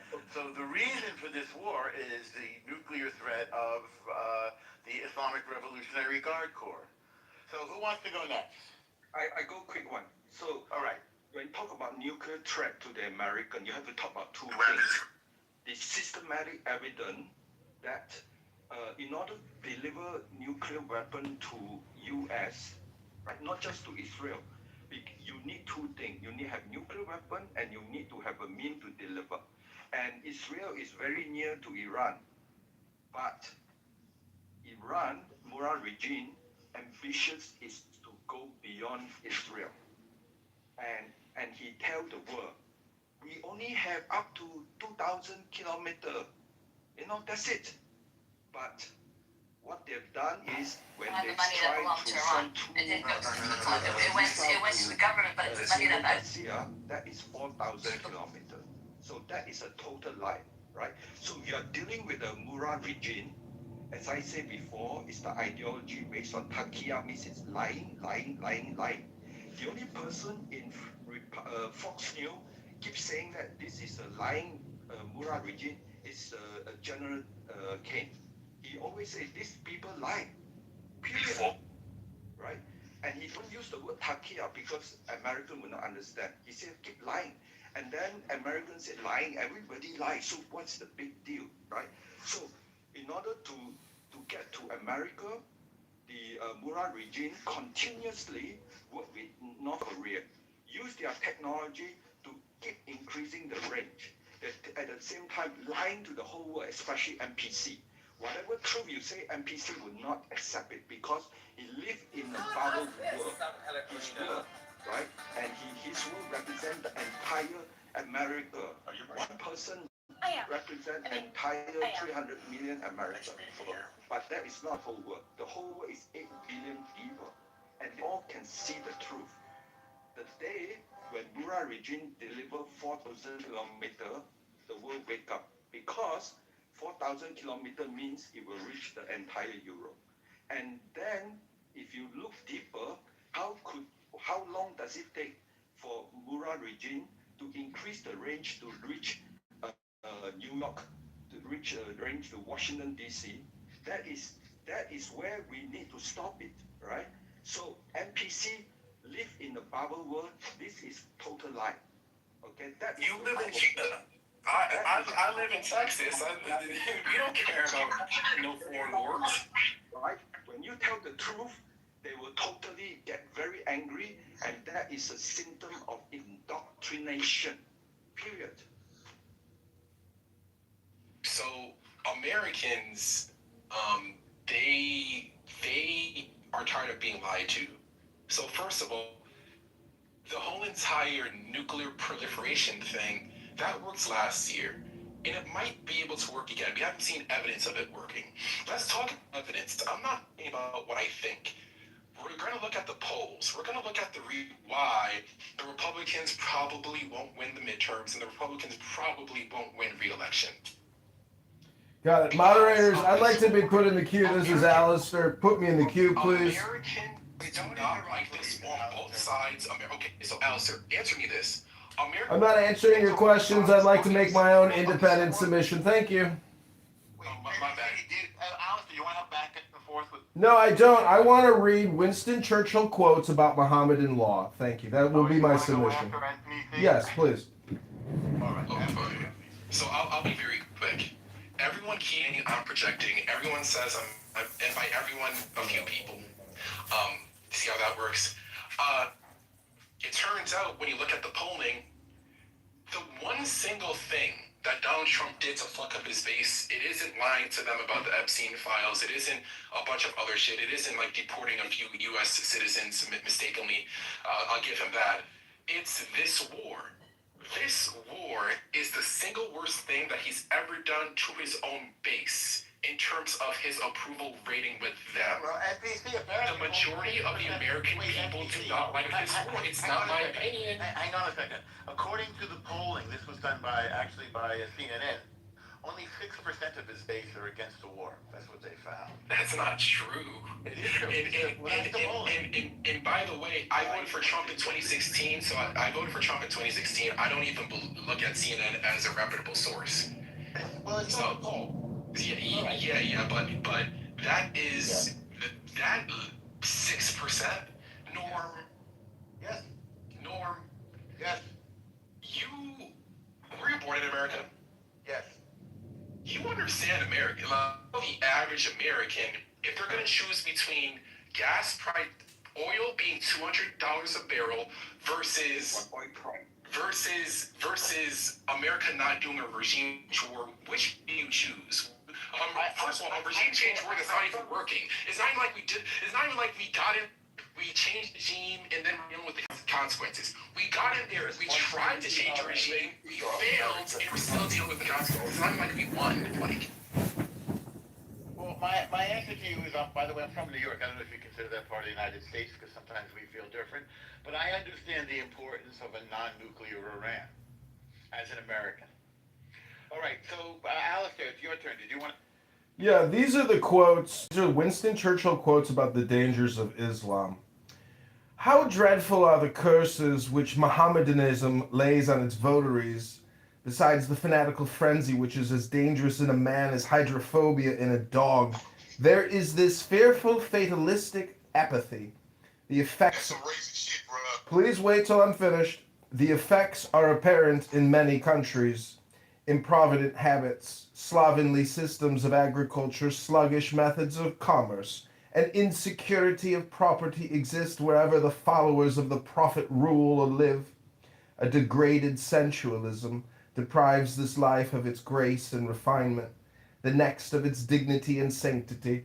The fact that in Mohammedan law, every woman must belong to some man as his absolute property, either as a child, a wife, or a concubine, must delay the final extinction of slavery until the faith of Islam has ceased to be a great power among men.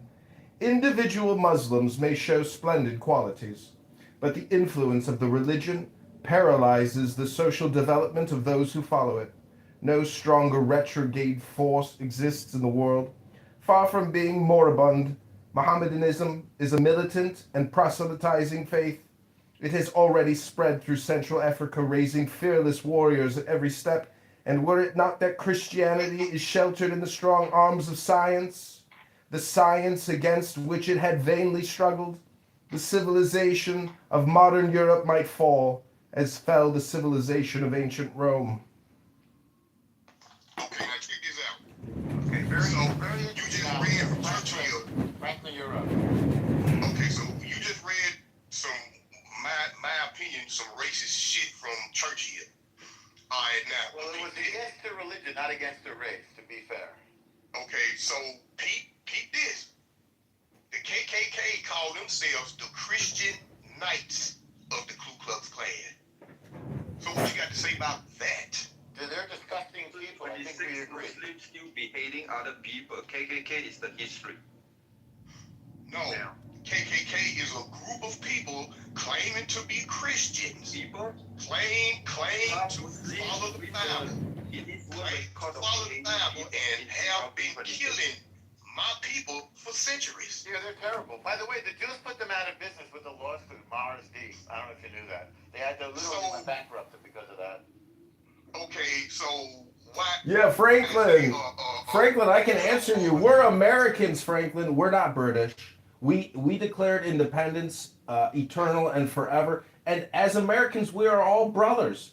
And I'm not reading that to try to spread hate. I'm trying to actually frame Islam in the way that Winston Churchill saw it in the 20s, serving in the Boer War. It was his observations about their laws, because there are Napoleonic laws, there are Mohammedan laws, there are Thomas Jefferson laws. And I'm just saying that law is the joy of the law is strength. And that's why we voted for Donald Trump, because I think we have been lied to for 25 years personally, but I think Donald Trump as an executive and as a manager was the best option at the ballot box. Kamala Harris, Tim Walz would have been epic failures for global security, American security, and for our well-being economically. They are incompetent fools, and Donald Trump is a superior intelligence to those incompetent fools. I am complete. Alistair, can I ask a question? Okay, do we want to do Alistair, can I ask a question? I hear Xerxes. Go ahead, Xerxes. Hi. A female voice. Yeah. Yeah. I just wanted to ask a question about the quote that you read, Alistair. Go ahead, ask your question. You said this was after Mr. Churchill's contact with what and when? Because I'm pretty sure this... I'll pin the link for you in the chat. There is this thing called Google. You can use your little fingers to type in Winston Churchill quotes about Muhammad law. I'm putting the link in the chat. Go ahead. No, that's cool. No, that's fine. Alistair, when and where did he say this? It's a fair question. If you know. I'm putting the link in the chat where I just read it. Please hold. All right. You're gonna check. Thank you. Okay, he'll put a link in the chat. Okay, Xerxes? Okay, thanks. No, it's just, it's just interesting to listen. I try not to give my opinion so concretely on these kinds of things because I like to remark my privilege, right? Like I am comfortable in my $3,000 townhouse in a great city where I rarely have troubles that I have to think about, like especially bombs. Right, so I think it can be. We're coming for dinner, by the way, so please put your. Come on over. But it can be like I think sometimes startling to hear people speak so big about things that they have like very little control over. I know it's like an exercise of ideas, and I understand that. And sometimes it's necessary. Statement? You mean the Churchill quote? I mean, like the Churchill quote is, I don't know what that is. I don't wait for Alistair before I make any determinations on what I think that is. But like, statements from like people like Dave who, don't live where I live and maybe are under a different amount of pressure to think about these things versus, I can't remember what the woman's name was who went to a meeting. She seemed to be like very intense about the immediacy in which the United States should handle these things. And I'm a pretty like well-studied like media analyst, so that means like while I don't maybe have like the best and most stable like political knowledge like you guys have, I know like I've heard you guys speak about economics and things like this, I do have like a really deep knowledge of how media is used to encourage and influence people at times like these. So I do find, I'm just like I'm listening and I presided find over the complete rejection of your commitment to your family. They embraced sexual liberty, complete emancipation of women. This idea of no responsibility or higher purpose than to increase your wealth and pleasure. Islamic revolutionary And you see how that's down the road collectively as a society. Now we have no collective consciousness. Well, that was Dr. Adams. He said, well, you look at me. You're still on the set complaining about being able to pay your bills. Well, I have more money than you. It's like, I don't value success that way. Like, I didn't value in my 20s hustling and bustling and working really hard to make as much money as I could. No, I focused on, I'm going to have children. And that's what I'm going to do. Might be talking to a homosexual who is never going to have children. Well, like for me, who's told you with his lifestyle as degrading, shameful, and acutely painful, or even obtusely painful it is. But he can't see any other way to experience pleasure than by earning money or defiling himself. He's unwilling. So, how can you get a good answer from that person? That person is showing you, I can't see a higher purpose or calling. I am literally just, materialist. How can I experience physical sensations? They have no spiritual realm. I think the thing that I found most striking was just one of the things I kept like emphasizing was that tough love is often like a last resort when you've already failed as a parent, where you've created such an spoiled, entitled, no work ethic piece of shit that they just take and like you literally have nothing else you could do besides, well, I guess get out of my house and I hope you figure it out. Whereas like if you raise a kid right, you should be able to help them out to the best of your abilities and not have it stunt their development. Well, you're absolutely right, Kevin. And what's more is that when you are raising your kid, no matter how, it's not like a pass or fail thing. When your child sees nuclear weapons, that you are spending your money and your time and you're making efforts to. I don't know how much that makes sense. We're the good guys. I do absolutely disagree. All right. So I don't think we ever used a nuclear weapon against a non-belligerent country. I mean, even in belligerence. Has said. What? Well, so even in belligerence, if it's used, I think historically when weapons like these have been used, there's like a water, it's like pulling your hand back from fire almost, right? What you have created is such a, and that's what my wife and I have talked specifically that, like it's such a boomer mentality. That's why I say total boomer death. Like these fucking boomers, this is what their children inherited. The baby boomers and Gen Xers inherited this idea that your kids need to be kicked out as soon as possible. And I thought that's wild because every single time, I found someone really highly successful I was able to talk to, and I mean economically and familially, where they had a big family and their family was, visiting them and they all had healthy relationships. You found out that the people with the most money in that relationship were always an older generation that had developed a rigid familial hierarchy and considered it a pleasure to confer monetary advantages, emotional and time advantages on their offspring. They wanted to take the kids. They wanted to take the grandkids. They wanted to treat their children and their partners. They wanted to help them buy a house. They wanted to help them go on vacation. They wanted them to have a better life. And they thought, this is how I fulfill myself in my old age. You can contrast that with the majority of the population. I'm gonna get a boat. I'm gonna get a boat. I'm gonna get a boat. I'm gonna get a boat and I'm gonna go to. Yeah, a boat. boat. Yes, a boat. Exactly. I'm gonna get a boat, and then I'm gonna get a bigger house, and I'm gonna get a car that's bigger and shinier than the other guys. And then they go, hey, my family moved away, and then they wonder why they're left in an old folks home. They go, I wish I speak to folks in old folks homes, and they tell me, I wish my family would come and visit me. There's this horror story I have. I was at a old folks home, and there's a door that separates the assisted living. Am I in the matrix? No, I hear you. Okay, there's a door that separates the assisted living section from the memory care section, and the memory care is where there are individuals indigenous people have been diagnosed with an inability to so that they think can about get the world the way they're supposed to. Those crimes too, killing indigenous people. I opened that memory care door. But like, just follow me here. And then they were like, oh, well, we have a nuke and they don't want to stop, so we could just stop them and we drop it. I think the perspective that a lot of Americans have might be different on this if we had experienced these kinds of atrocities. How would it be different? I think this scale of tragedy might engage future generations in thinking clearer about the scale of what is possible, right? And I don't think that the United States doesn't do that. Which is the tragedy in that sentence?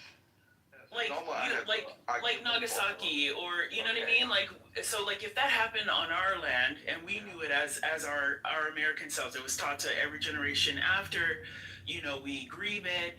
It's a part of us, despite we grieve. You're anti-genocide, right? I'm sorry? You're anti-genocide. I mean, as much as I am misanthropic and absolutely hate the flesh bags that are called humans, I am anti-genocide, yeah. You hate people.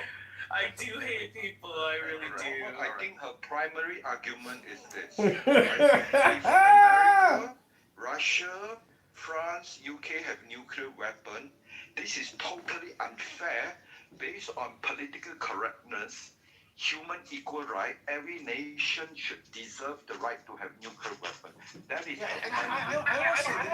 I will say this on this argument, right?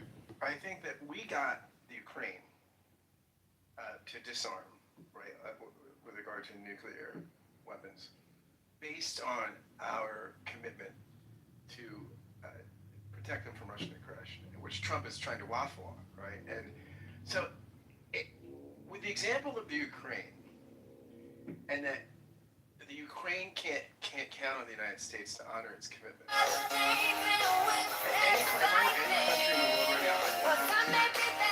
Because Ukraine would have been in a better position if they had nukes. And so I think, this is, if we want to proliferate, if nuclear weapons are really a problem, and proliferation is really a problem, then we've made a huge strategic mistake in Ukraine, because we've said basically the best thing for your security is not to trust the United States, but to get a nuke. Well, you're right, Scott. We're like, what, 30 plus years too late, right? It's been a while since Ukraine's given up the nukes, and that was a strategic flop on their part. And other countries aren't going to make that same flop.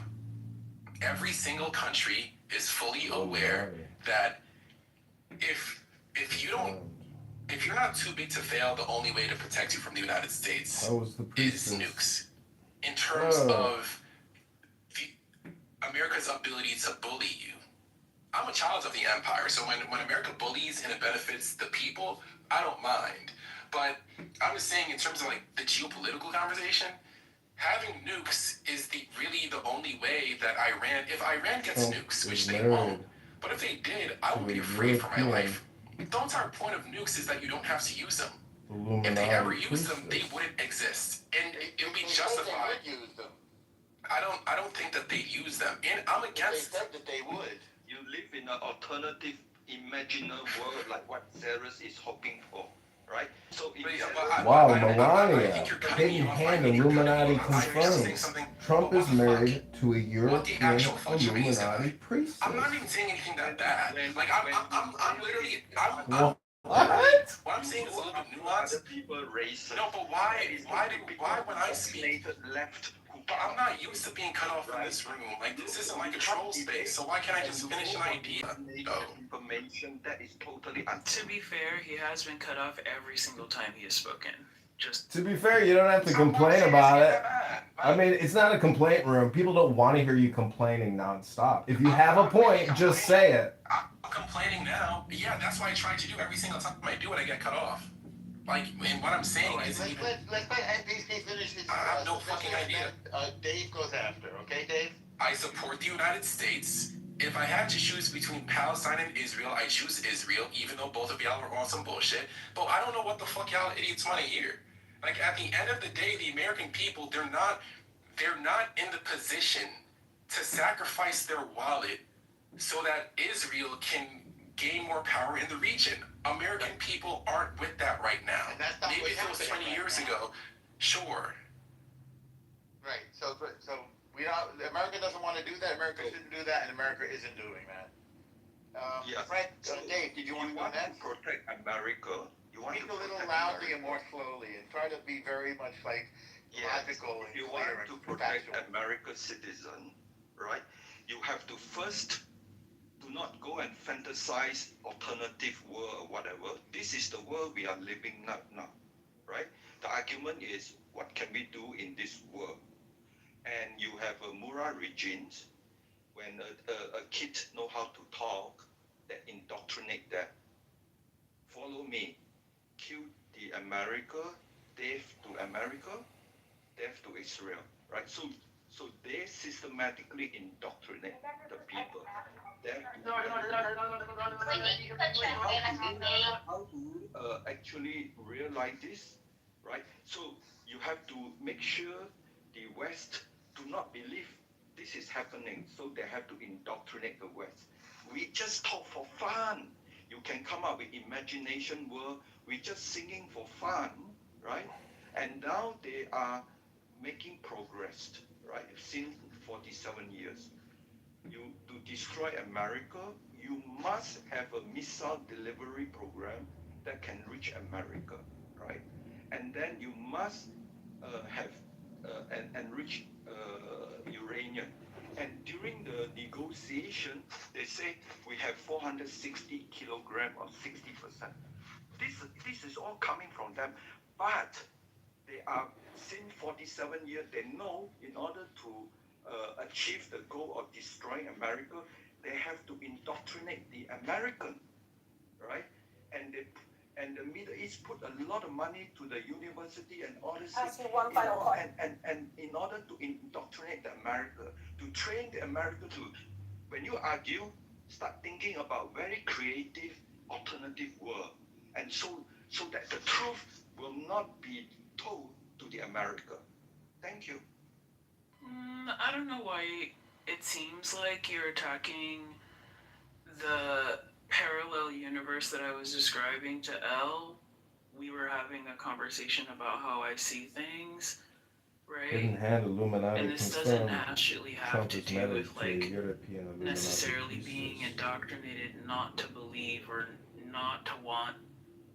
Like, I don't know what this fantasy world you're talking about is.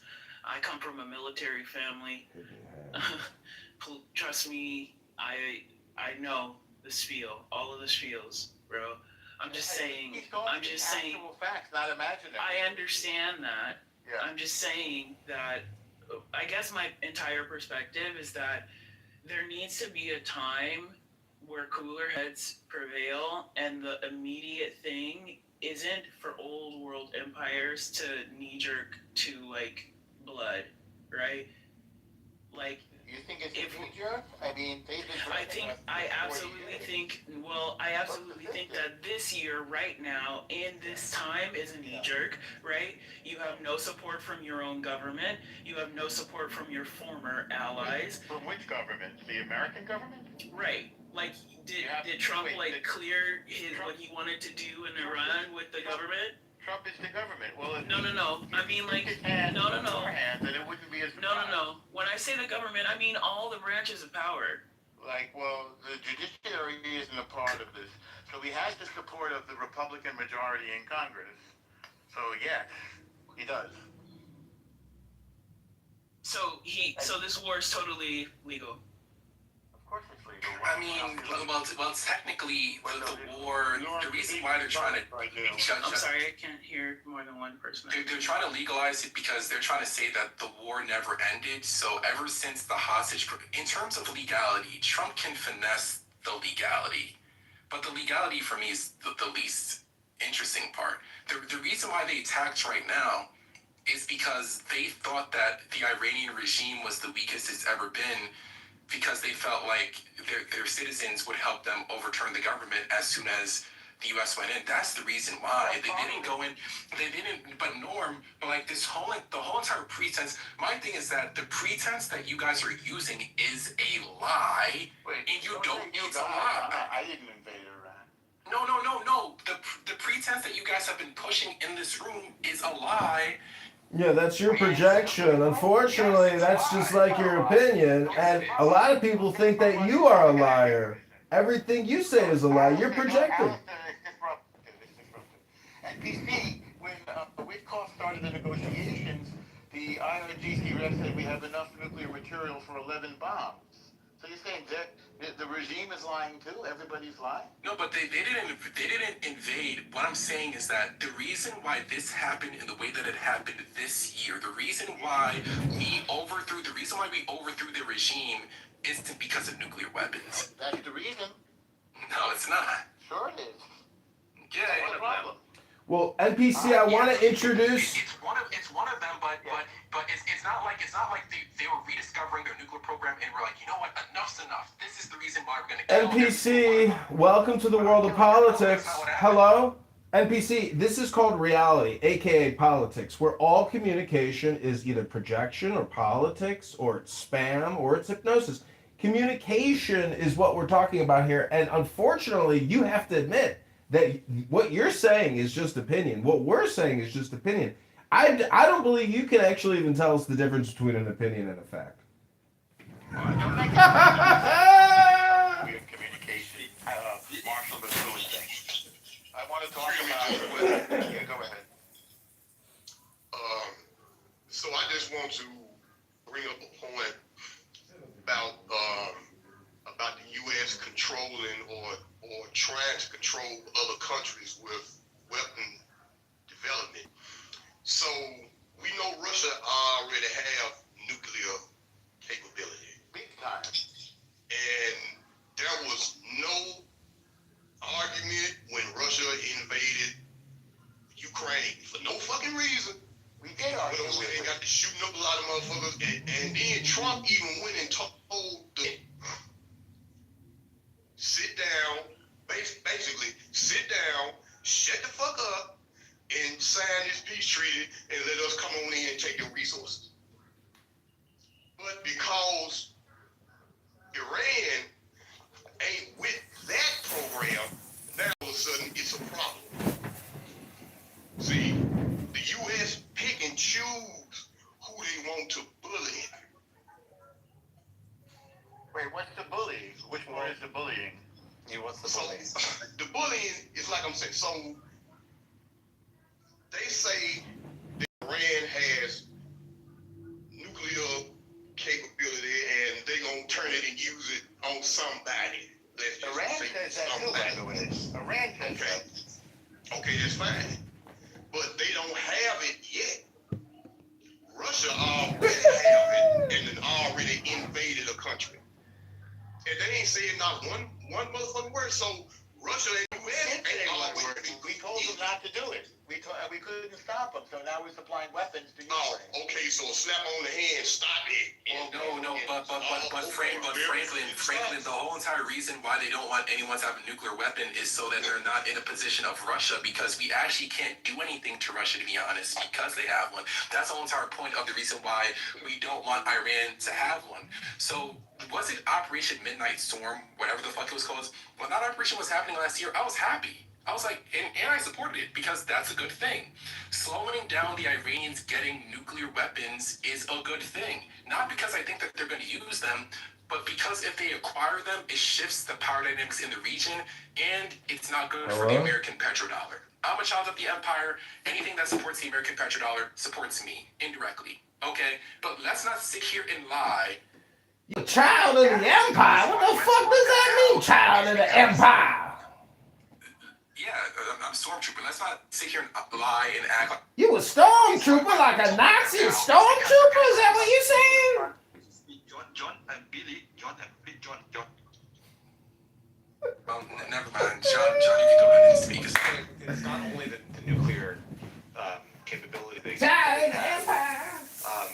You can just see now their response to this war. They're just shooting missiles at everybody. So they're very much unhinged. And one of the things that we've always worried about, one of the reasons why the world, especially Europe and America to an extent, didn't want to pressure Iran into anything was because we were actually afraid that they would cut off the Strait of Hormuz. And this is, and from what I've read and seen online, is that most of the U.S. and Israel were shocked in a way that they did that. So the fact that they did that without even having a nuke as of right now is pretty scary. It sets a possible precedent for the future, right? And the fact that, and like, let's be real, we're in this partly because of October 7th.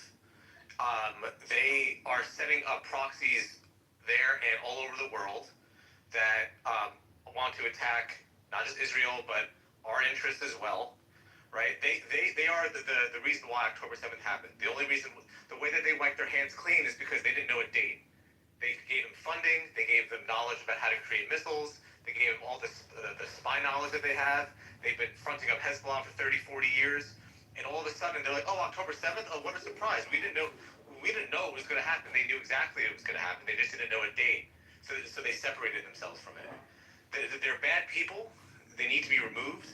I know the war right now, which is like probably the biggest psyop that they've created, with their Lego AIs on YouTube, a bunch of 20-year-olds and programs created this, have made us think that this is a useless war. Let him land. These people need to be removed from the earth. And it didn't happen now. And if you just let it happen, it'll happen, and we'll have a little bit of a hurt in our pockets for a while, for a little bit, I think.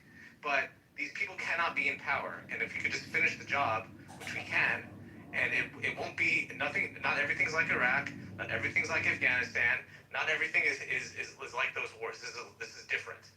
And these people are really horrible people. They kill their own people. They rape their own people. They've been doing it for years. They've threatened us, America and Israel and the West now for years and years. They need to be removed. And the biggest psyop in the world is the fact that we're even having this discussion. Like, oh well, are we losing the war? I don't know. Like, did Netanyahu push Trump into it? It's insane. So that's all I'll say, and I'll give the mic to someone else. So thank you. Franklin, did you want to interject something? Franklin, I saw you come up before. All right, Dave. Can't hear you, Dave. Much louder. Okay. I mean, the topic is Trump must not resign until. Sorry. What I'm trying to say is, what John trying to say is, according to the topic here, John wants Trump to finish the job, so resignation is out of question. John, is that your thesis? Yeah, this is like enough already. Like everyone's saying this takes away. Also, but by the way, the fact that Iran is keeping the focus on them. Hey, look how bad the U.S. is. Look how bad Israel is still.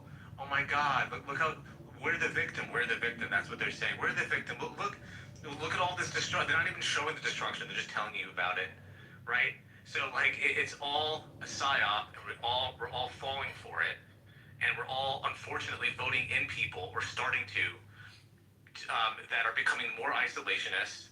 All of the major podcasters on the left and the right are always talking about this. They're taking away from every problem that we have domestically, right? Affordability, real estate, gun laws, abortion, rights being taken away there. It's all being sucked out because of what's going on over there. So if we were able to finish it and finally put this to rest, we were able to focus on what's here instead of having these conversations that are going circular and circular. So what do you call finishing? What you call fishing? Getting enough time for at least them to be so weak that hopefully the Iranian people there can do something about what they have, or for them to be either regime change or they can be so weak so weak that they can't do shit anything else. They can't arm their proxies. They can't shoot ballistic weapons to Europe, which they can now, and they don't. And they answer to us and the rest of the world. They don't answer to anybody else. So wait, are you saying like? I'm so sorry. Like. Is this funny to you? Is this comedy? I think it's hilarious too. I think it's funny you're laughing. Did you get that? Did you get that information from me yet, Alistair? Or was it in the chat? I'm sorry, I missed it. Another creative alternative world. Yeah, trying to belittle me won't work. But I just don't know. Yeah, I put the link in the chat. The part that you said, John, about like focusing on like things that are plaguing America, right? Like finishing this so that we can focus on us, right? Basically. I mean, that's what a lot of people are saying, right? Why are we, quote unquote, all the terms now, giving money to Israel? Why are we going to war? Blah blah blah, right? Because it's taking away from issues here, correct? That's the overarching theme, at least in the podcast world, and where people look at a lot of information, right? So that's what if we could just finish what's going on over there, the world could be a little more tame and a little more together, and have less of all these unnecessary but deadly distractions. We'd be able to focus on a little more here, not just kicking the can down the road and becoming more isolationist and having Russia and China get into the mix and have Europe fall apart just because and have all these other countries fall apart. Let's focus on getting this cancer removed so we can then focus on what we need here. We are a rich country, and people can see that. And if we just get rid of this distraction, this horrible distraction over there, that's obviously that they're taking advantage of the world, then we can start focusing on what's here, not just turning a blind eye and having a mass destruction going on over there.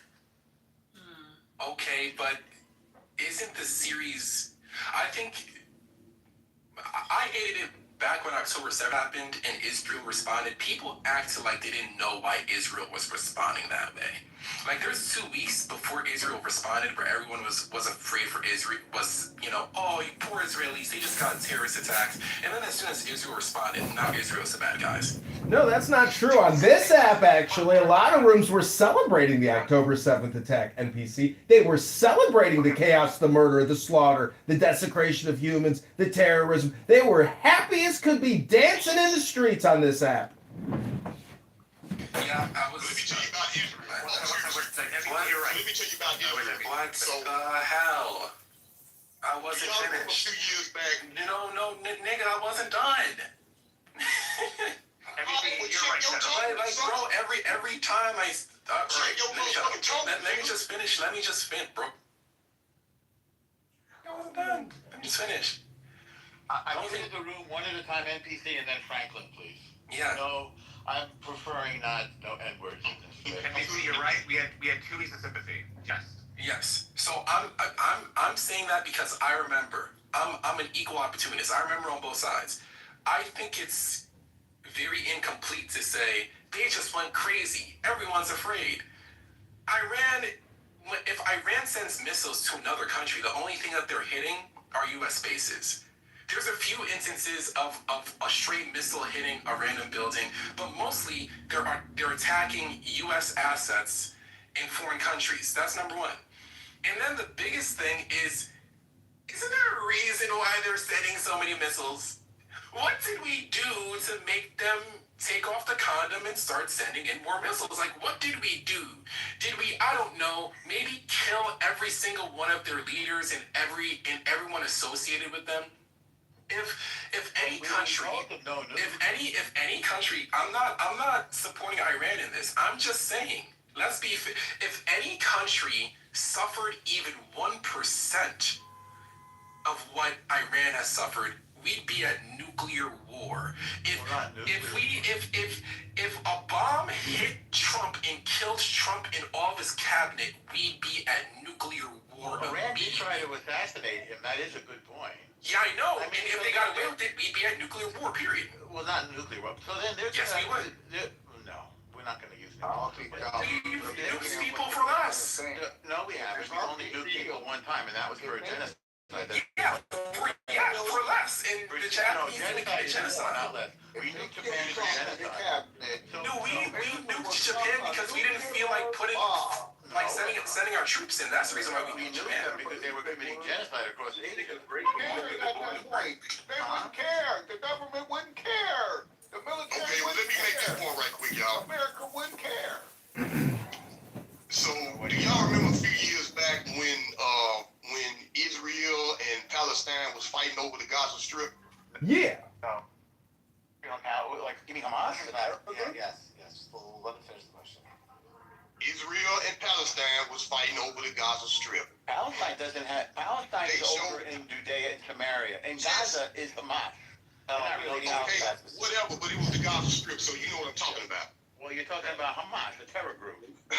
Okay, so they showed footage on TV of children chucking rocks at tanks. Okay, they shouldn't do that. The Israel soldiers gun them children down. Right. Well, if you throw a rock at an armed man, what do you think is going to happen? What would you? Child. Yeah. Well, what? So you mean to tell me if you throw a child? Wait, if you throw a rock at an armed man, what do you expect him to do? No, they didn't throw a rock at an armed man. Yeah, they threw the man in the tank. They showed them. So when you killing a child because they choked I asked you a question. If you throw a rock at a soldier, what do you think is going to happen? I just gave you Was verse, it verse indoctrinate 12. the children in Verse Gaza? 12. So from very young, killing the Chapter Jews. 1 Now, was 6 of you, hyperbole. Well, you think they're going to take away their lollipop? Why are you trying to Why did they turn children into frankly, stop the argument. So NPC argument is, what should Iran do? Yet to all who did not receive him, to those who believe in his name, Hi, I'm going to briefly interrupt. Moderators, I put some links in the chat. I'd like to read them. Put me in the queue. Thank you. I'm just wondering, how does that mean that the whole thing is hyperbolic? What are you using? Oh my goodness, okay. Is Jesus literal? We just killed all their leaders in like one day. We've been killing their leaders, a lot of them for a long time, not for no reason, but like to sit here and act like the Iranians have no incentive to like to have the same thing that other countries have, which is suicidal. Thomas, give me the simple answer. You can't say Jesus uses hyperbole one. Hi, moderators. Can I get a confirmation that I'll be put in a queue? Moderators, please. It's not Jesus speaking. This is the author of John, okay? As we're not talking about Jesus right now. We're talking about... Okay, point of order, gentlemen. I'm asking to be acknowledged as if I'm speaking and can be heard. Is he literally lying? All things is the created order. Okay, point of order, moderators. I don't know if anybody can hear me, but I'm asking to read some quotes from Winston Churchill on the dangers of Islam. I don't believe that I will be acknowledged, so I would just like to speak and interrupt. Unfortunately, I apologize, but I did put some links in the chat from Winston Churchill about the dangers of Islam. I'd like to read them to the room. Would that be okay? No, just stop, dude. Just stop. No, you don't have to tell me to just stop. I don't know who you are. You're just a random person on a conference call app. And I'm trying to present some really important information and some very informative information because I believe that I will be able to persuade you that Islam is a danger, that their religious and their legal code is a danger to humanity, to society, and we should fight back and fully understand what Winston Churchill was talking about when he said Islam is dangerous. The link is in the chat. Moderators, I'm requesting 60 seconds to read Winston Churchill. That's all I'm asking. No, we're having a conversation. Don't be rude, dude. This is a conference call app. It's generally for public people. I'm a public person. And unfortunately, just because you don't like it doesn't mean that I can't do it. I can just do it right now. Would you like that? It's not rude. It's what I'm interested in. I think you'll like it, actually. It's not about being rude. It's not about me. It's about trying to provide some informative information. Okay, how long will you be? I want to know. That's why I was asking to be put in the queue. Doesn't matter. See, you're impossible to communicate with. Okay, here's the full Churchill quote on Islam. How dreadful are the curses which Mohammedanism lays on its votaries, besides the fanatical frenzy, which is as dangerous in a man as hydrophobia in a dog. There is this fearful... Swear. We're what a real Sorry, just real quick. Oh, shoot, he's gone. Well, they're just still here. A minute left. Okay. Like, you buy your own scholarship, you mention scholars, like, dude, come on now. Well, I was going to point out, like, if you look at John 6, for example, and how Jesus talks about this flesh and blood, right? One could look at that and say, well, it's literal, Eucharist, is it not? Let's be honest. I go, okay, I don't surrender. What about the U.S. government? First of all, we have to agree about the terms, about some terms. Who is terrorist? What do you mean? You're about to say something really interesting. They weren't letting you breathe again, like a super deal, and Nardis isn't really paying attention, and Draco was just over talking him, and I just wanted to hear it. And I know that you guys talk about pussy, but I still just want to hear what he was going to say. Sure. Okay, these are the Winston...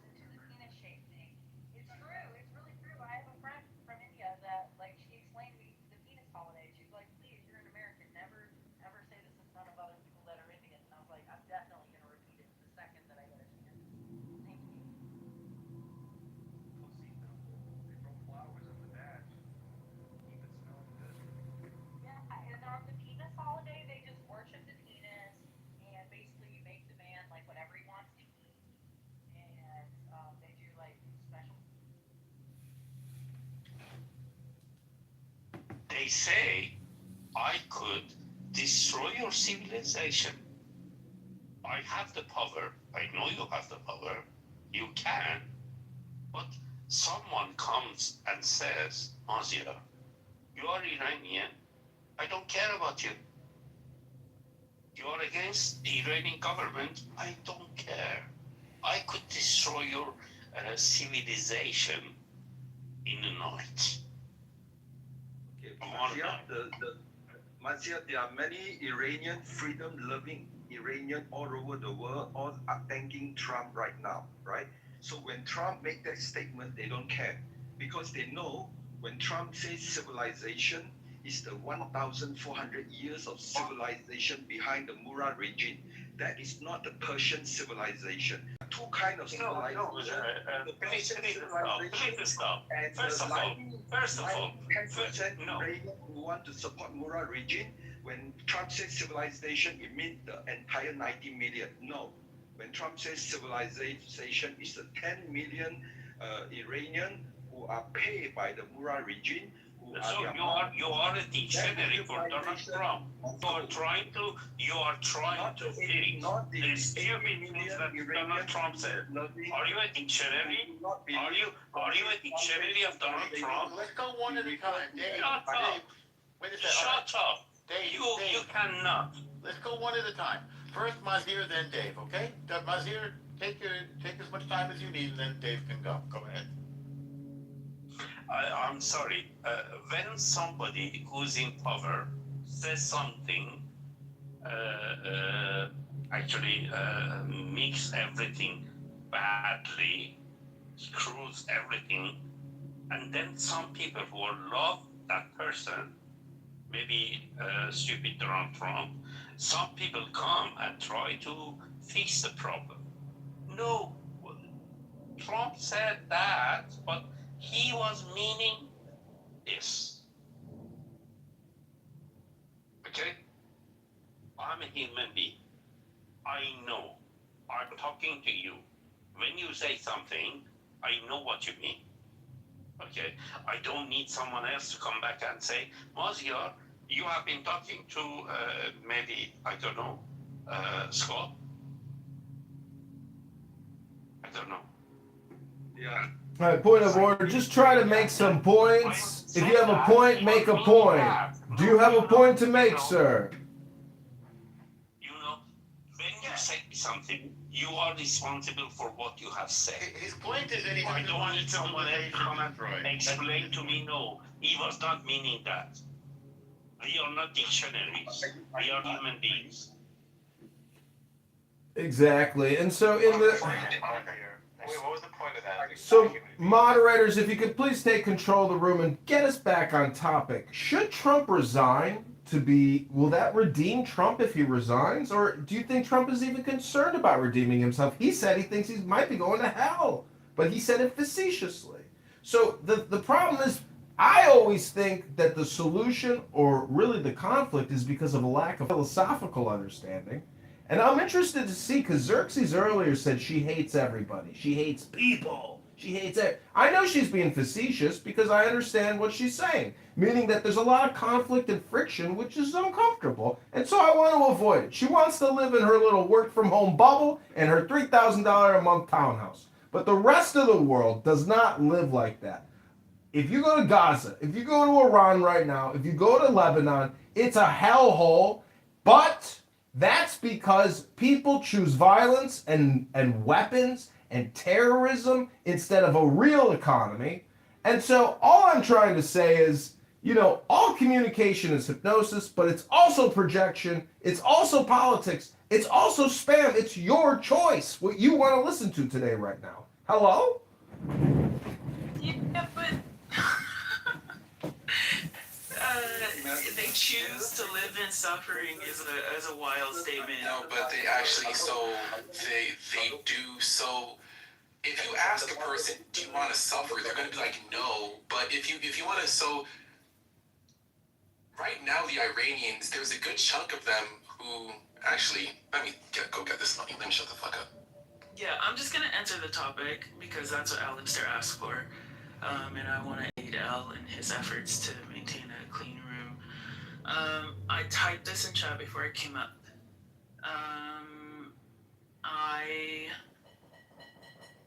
I don't know. I think that it's too far gone for Trump to resign. I think it would be weakness in his legacy, which I know he's very concerned about, for him to be removed or to, peacefully leave for whatever reason other than death. I don't know. I don't. You don't let other people speak, please. Bro, do you have a problem? Because you live in the fantasy world. because I've been incredibly receptive to listening to you through your accent. I've been patient enough to listen to what you had to say. So I'm gonna continue speaking, and I'm gonna finish my point. And you're gonna stay on mute. Dave, do me a favor. Just respond when she's done, okay? You can go next, all right? Yeah. So basically, it's a short point anyway. I just don't think that Trump is interested in redemption. I don't think he was ever in his life, to be honest. Maybe from his dad, but certainly not from us lay people. And I don't think that it would be lucrative to his legacy or the intentions for his future generations. I think it would be weak, which he's concerned about looking like in front of anyone. And I think it would further destabilize the position that America currently has. Okay, see you later. I'm done. So basically, when we discuss, we can either discuss based on truth, based on statistically significant truth, there are many truths, or you attack based on one point, and then you disallow other people to go beyond one point. So That's the only your only chance to win the debate. So when you say that I don't care about anything he say except when he says civilization destruction, that is the only point I care. I don't care about other things he do. And for my opinion, that is the most important thing. Yes, agree that is very important, but your opinion does not represent a lot of freedom loving Iranian in multiple cities in the world, all thanking Trump, come and save us. Okay, they all ignore Trump saying civilization erasure because they know that means the erasure of the Murad regime based on 1,400 years of civilization that is foreign to the Persian civilization.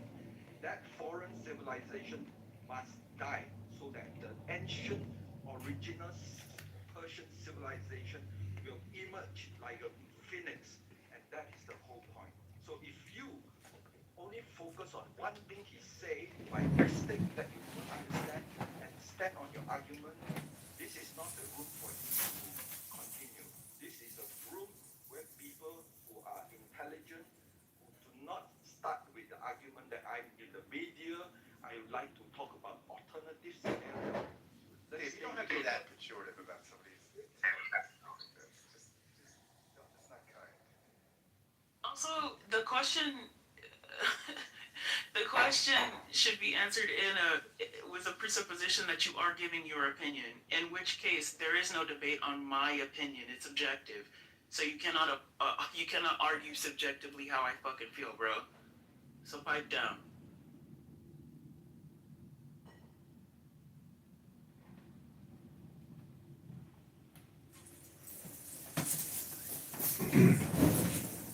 What do you mean people can't argue against you subjectively? The entire conversation is always subjective. This is obviously, I mean, subjective, not objective. What I'm trying to say is that all communication is essentially hypnosis. The more you think, the more you speak, the further from the truth you're going to get. So essentially, it's all political communication all the time. I'm just trying to suggest that if you want true joy, if you want true peace, to become a lawyer or an attorney, because the law is essentially nonviolent. And that's where I think everybody wants to be. I'm a socialist. I want equity for everybody. I don't want homelessness. I don't want disease. I want equal opportunity for everyone to achieve their dreams and goals and prosper. Abundance economics. Everybody wants the same utopia. But you're the problem. It's people like you who refuse to see philosophy as the solution to all of your own personal dilemmas. Therefore, you're polarized with political propaganda. It's up to you, though, to choose philosophy over your own bullshit. I am complete.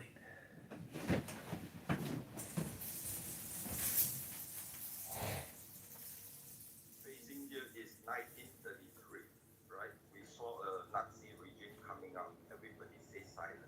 Peace, peace, peace. 1938 Munich, right? They signed the agreement. Okay, it will be peace. And the UK Prime Minister, look, I have the document. Peace, peace, peace. Okay, but then we end up World War II. And then a couple of years later, Winston Churchill wrote in his book, when you have a time, opportunity to stop the war and you say nothing without bloodshed. And then when you have a time to stop the war with some bloodshed and you say nothing, right?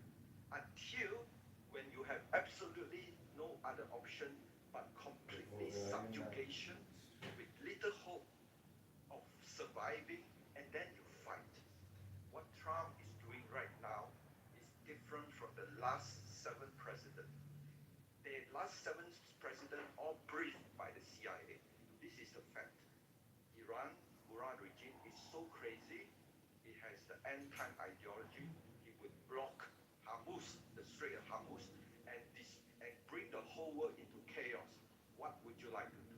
Every single one of the last 7 presidents do nothing because they may lose the election. They would cause exactly what MP said. We are worried about our daily oil, gasoline price, blah blah blah, and everything. all single one of us has zero ball, has tiny little ball and do nothing, and they never learn from what Winston Churchill wrote. It says how to prevent World War II. Until 2026, they come up one with the biggest ball against all the no courage president of the past, the last 7, and doing the right thing, irregardless what consequences, because that is the right thing to do. The right thing to correct the mistakes the French left made in 1979 to escort Ayatollah to the Tehran. And President Trump is correcting the history, and everyone here is living in political correctness, ideological, left-driven world, not to see the truth and ignore the history. That is the problem. Trump's approval rating with the Republican Party currently stands at 83.8%, according to Real Clear polling average. Fox News has him at 84. Quinnipiac has him at 89. Big Data Poll has him at 82. Economist YouGov has him at 82. CBS News has him at 88. This is again amongst Republicans. I don't understand the question. Should Trump resign? Why would he resign? He's popular amongst his party, the people that elected him. You can disagree with him or agree with him. That's fine. That's fine. You're right. But I mean, I skimmed over the article that's posted at the top. It's insane. The article's insane. And somebody who obviously just doesn't like Trump and has a Instagram with him. And that's fine. Again, they have every right to have the opinion. William S. Becker is an opinion contributor. But the entire premise of the article is his resignation is his last chance at redemption. It's silly. Why would he resign? He's popular amongst the people that voted for him. Xerxes just said that Trump is trying to rewrite history. Isn't everyone rewriting history all the time right now? Even your very existence in this room is an experiment in history in the making. Link is in the chat.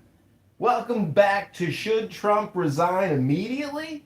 Will he redeem his soul? Will he redeem the soul of the nation? Hello?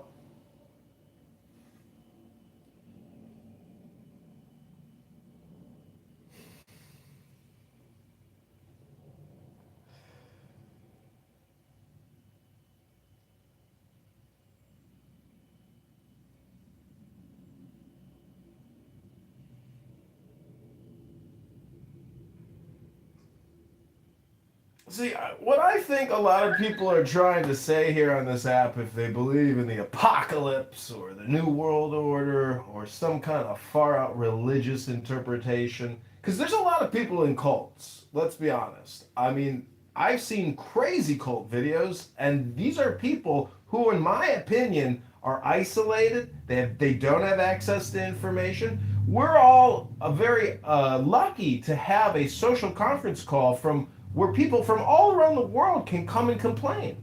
I recently started the Jewish Complaint Department, another house here, and if you want to complain, we will take your complaint and create a room about it.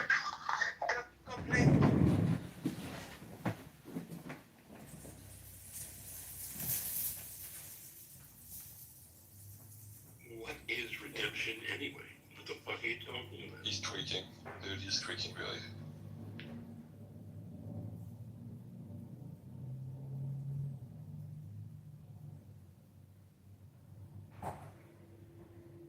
Go back what Scott started, how to improve the message.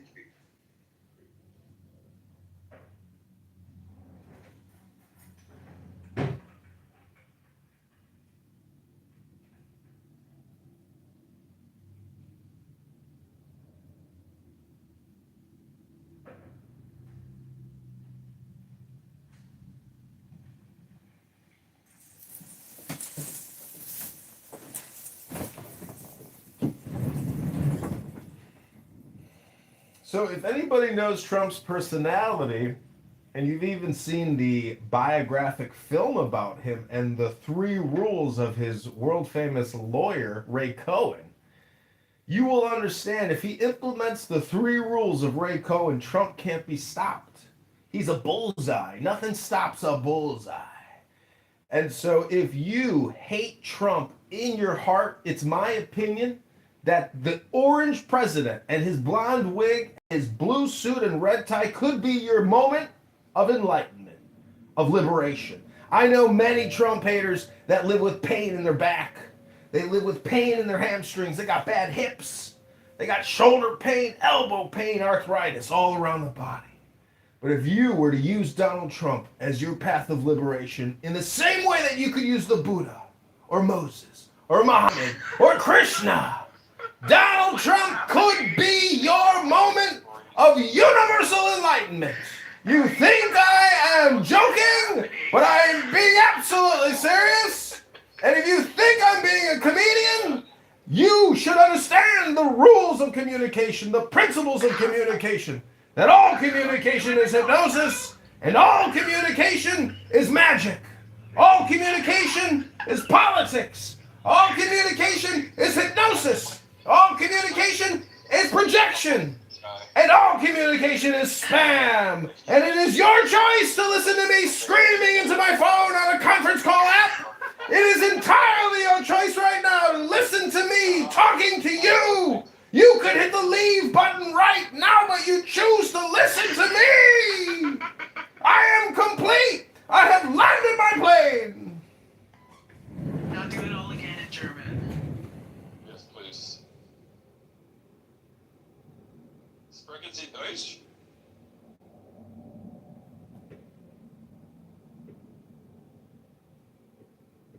Well, maybe that's what happens if you spend too much time here.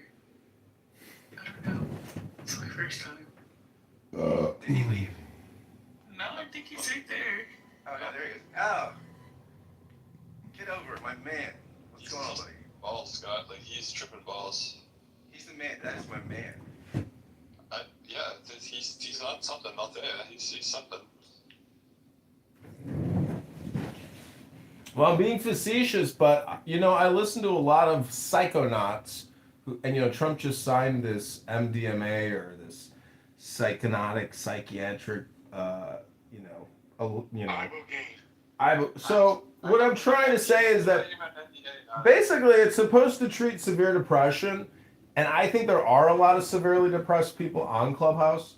But at the same time, I think intelligence is probably the natural way to alleviate depression, and that means books. And in my PTR, I have a book, which is the Isis tablet, which is a hieroglyphic ancient papyrus, or actually it's a copper bust plate. Anyways, it's just art. And so all I'm trying to say is be creative if, you know, your life is retrograde and it's not going so well. The problem with Islam today is that they're still living in 1655 or 1455. It's not 2026 to these people. And that's the danger, because when science and AI catches up with Islamic terrorism, the industrial Islamic terrorism complex, the world has a very, retrograde philosophy. If you're a woman and you analyze Mohammedan law and you realize you're just property and you're always tied to the hip to the man and you want to be liberated, nah. Not in Islam, baby. We own your ass. And that's why women have to endorse the war, because women hold up half the sky. And you should accept personal responsibility for this war if you're a woman. And until I hear you accept personal responsibility, I don't believe a woman has ever accepted personal responsibility for a war. Because this is a war against philosophy. And the Islamic philosophy is terrorism, sexual dominance, and all kinds of other disgusting Mohammedan laws, which I'm not exactly sure about, because I am not a Muslim. I am complete.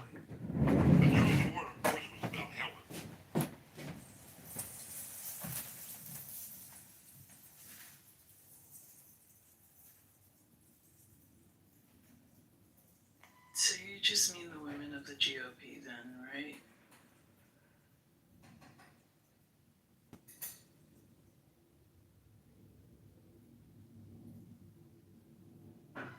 Yeah, Alistair, women of the GOP are you taking a breath? women on Earth. Oh.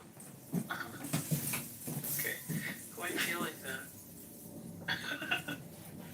Well, Trump is a rapist. So you begin there. Well, you think he's a rapist. You think he's a pedophile. You think he's a cannibal. What planet do you live on, sir? Okay. This guy's like a wind-up toy. He's gonna do another bump, apparently. Jeez. No, these are things I hear on the app. My brain is like a recording box. I'm repeating back to you the bullshit that I hear projected from this conference call app called Clownhouse, which sells all your data. So why don't we focus on one thing at a time? Okay, Billy Sunshine, tell us where we're at. Shut the fuck up and listen for a minute. Okay, tell us where we're at, Billy Sunshine. Was it Trump who said grab him by the pussy? You can do that when you're famous. Was it Trump who was found guilty of sexually aggressing on a woman? Was it Trump who had to pay off dozens of women? True or fact? False or true? What do you think?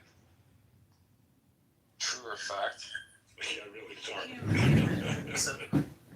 Well, I went through the Epstein files, and you know who I saw in the Epstein files? I saw Bill Clinton in every single fucking file having a good old time with Jeffrey Epstein. The best fucking time. I didn't see Donald Trump having the best time with Jeff, but I did hear where Trump called the Miami PD and said, you gotta take care of this fucking guy. He's a problem. Wait, you did see Trump having a good time with Jeffrey Epstein? No, I did. I'm being And like the facetious. multiple photos? I'm being Oh, facetious. okay. Now, we for sure can't tell the truth because they have what's known as... No, I think he's He has Trump derangement. No, he's... Which is not what they call I it. can't even tell. Trump derangement syndrome is what everyone who follows Trump has. If you don't understand that Trump is the worst thing that ever happened in this country, you're not paying attention. It's Trump who is trying to stop science in the CDC and places like Harvard. It's Trump who allowed Musk and his boys to get in there and destroy USAID, and now 600,000 people have fucking died. So now It's Trump who doesn't let the Congress do their job. Everything about America that is good, Trump is attacking. He's our Orban, and we have to treat him the same way. He's our Orban. It's Trump whose best friends are all dictators, not our traditional friends. Trump is a disease, and we've caught it, and we need to get rid of it. Well, see, that's why I say, Billy, Trump could be your moment of enlightenment. I'll be finished in a second. The idea that he would ever resign, that's insane. He's incapable. Of course he's not going to resign. He would never pull a Nixon. Nixon says he even regretted it. You would regret that decision because then you got Hillary Clinton giggling and laughing that she ruined your life. And if you want to go down that path as a man, you are a stupid man. So Billy Sunshine, all I'm saying is that all communication is projection. How much of yourself do you see in Donald Trump, Billy? Too much, I'm afraid. I eat the same way he does. But I can't get over what you said though. You said Trump is the worst thing to happen to America. Yeah. Like worse. And I used to work for a guy at my radio station who thought Trump was the best president we ever had. Man. Worse than slavery. No. You just said that Trump is the worst thing to happen to America. Well, you know. Worse than the Great Depression. It's 80% true. Everything I say, I like to make strong generalizations, so let me remind you that the 80-20 rule is always in effect when I am speaking. Okay, fair enough. Yeah. So he's not the worst thing. No. Is he a threat to to democracy? You answer that for me, Ben. Billy, why don't you just tell us if you were the president? Well, you need to start paying attention, my friend. Billy, what? You know, I got a great question for you, Billy. You believe that he's a threat to democracy? Absolutely. Billy, let's just clear this up once and for all, Ben. Billy, if you were the president. Stop with the bumps and fucking breathe for Oh, go to the mirror and tell yourself that, Ben. Billy, what I'm saying is, if you were the president of the United States of America, Billy, what are your top 3 priorities, Dr. Billy? Thank you. So, Billy, is he really a threat to democracy, or is he only 80% of a threat to democracy? He's really a threat. He's 100% a threat to democracy. So, Billy, if you were the president of the United States of America, what would your top 3 priorities be, Dr. Billy? Three branches of government, and he's not interested in listening to the other two. That's pretty clear, isn't it? So, do you think that during the next, either the midterms or the following presidential elections, you think that there's a chance that we don't have an election as a direct result of Donald Trump? That's you're saying that. Yes, I believe that Donald Trump is going to find a way to postpone the election. He's going to say, what he's going to do, he's going to have his bully boys come out and pick. I've got some new Trump derangement syndrome pills. Shut the fuck up. It's in the pharmacy section next to the Constitution, and my attorney and lawyer, you should try to take a TDS pill sometime and reread the law, because your projection is insane. It's very low IQ. And I don't know what world you live on, because lawyers, Supreme Court, Congress, you guys are delusional. You guys are having your own conversation. You're screaming into a conference call. Yeah, that's good for you. There you go. You just leave. Go meditate. That's what you need. There you go, gentlemen. Now you come to the realization and the enlightenment that I hoped you would find, which is the leave button.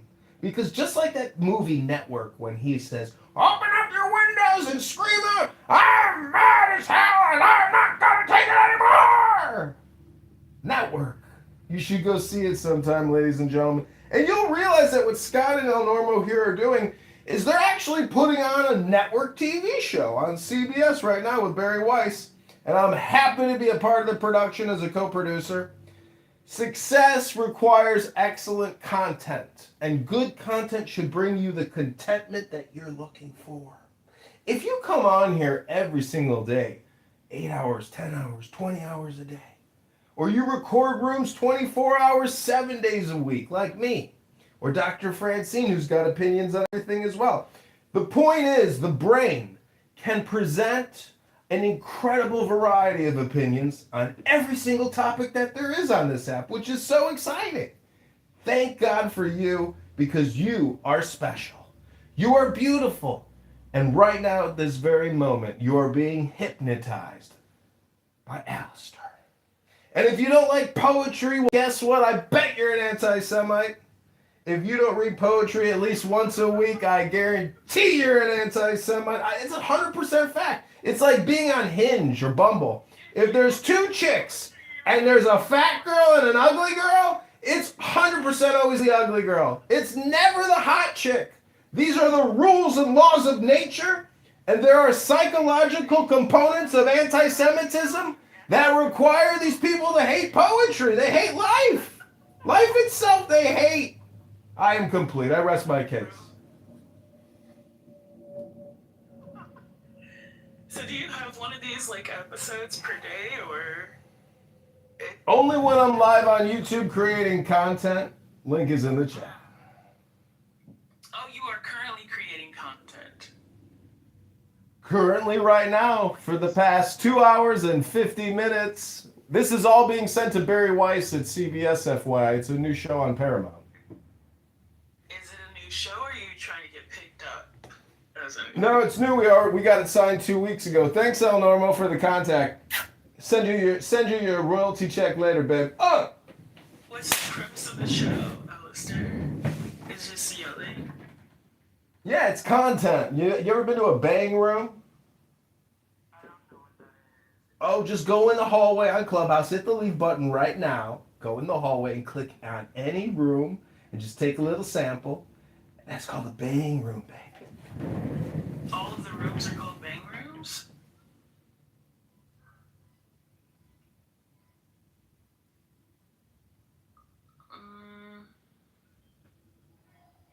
I'm having a hard time believing that this was pitched at all.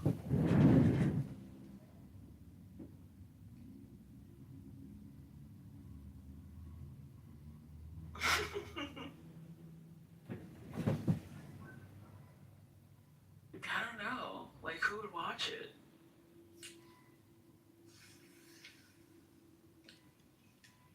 Especially on CBS. Who's gonna watch that? Well, see, it's all about post-production editing. And so, if you've ever seen Seinfeld, a lot of people watch that and said, "Why would anybody want to watch that show? That show sucks." But Seinfeld has produced over $10 billion in revenue, and I think if you analyze, how much you get paid per word in your life, I think we would find out that I probably get paid a lot more per word than you ever will. It's just my opinion, but I could be wrong. You want to be a part of the show? I'm already an entertainer. I'm good, thanks. And I certainly would never work for Barry. That's crazy. But, I mean, congratulations to you, I guess. Ride the wave while it exists.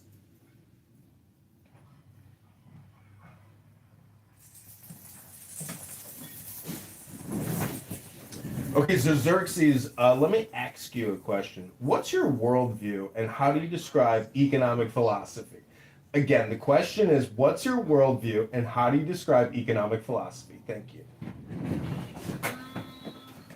What's my worldview? What's your worldview and how do you describe economic philosophy?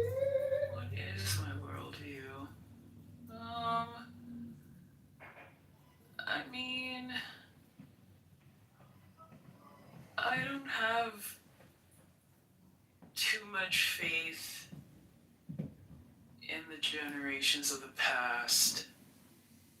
That's my worldview. And the generations of the past seem to have like an incredible amount of power right now. And it seems unusually oppressive.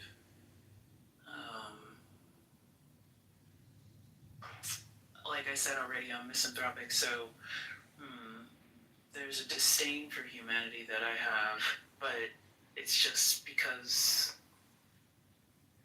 oh man, I've had so many examples of better humans than the ones that just collectively exist for the most part. It's kind of trash. And what was your second question? Economic what?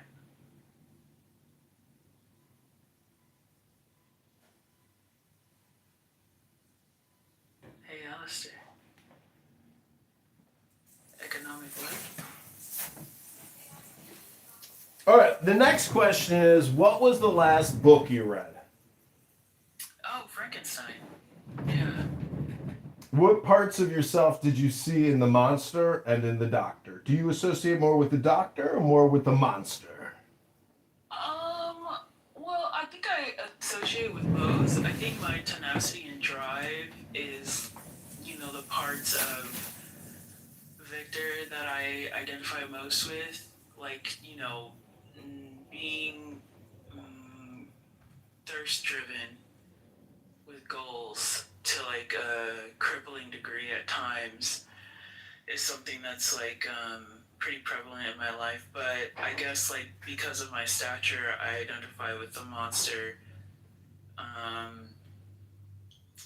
At least in my younger years, because there's a lot of othering that happens to people who are like atypical.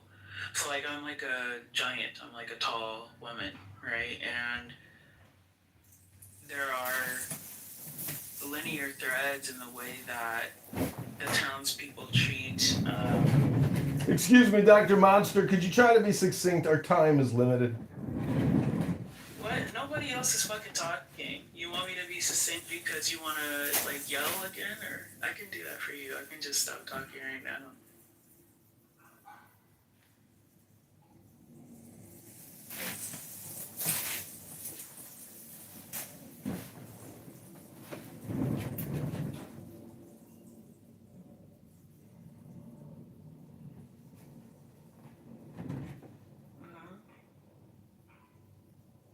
So, ladies and gentlemen, I just want to prove a point that there is a 100% correlation between anti-Semites like Xerxes, Franklin, NPC, and many other anti-Semites on this app. They do not like poetry. They do not read poetry. If you ask them the last book they read, it wasn't a poetry book. There is a 100% correlation between anti-Semites and people that don't read poetry. So if you haven't picked up a poetry book recently, I encourage you right now to pick up a poetry book and live a little. Life is full of joy. Xerxes, I wanted to ask you a question. What do you think the word dialectic therapy means? Again, the key word here is dialectic therapy. What do you think the word dialectic therapy means, Dr. Xerxes? God, what is happening? Are you good, dude?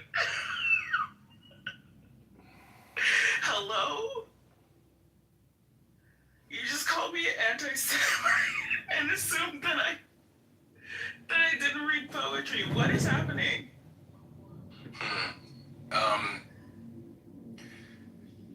So I guess I'm anti-Semitic. Goddamn. I mean, I guess I'm anti-Semitic because I don't want to pay more at the gas pump. Huh? Yes, like, I guess that makes me anti-Semitic to like higher gas prices. And next question. All communication is projection.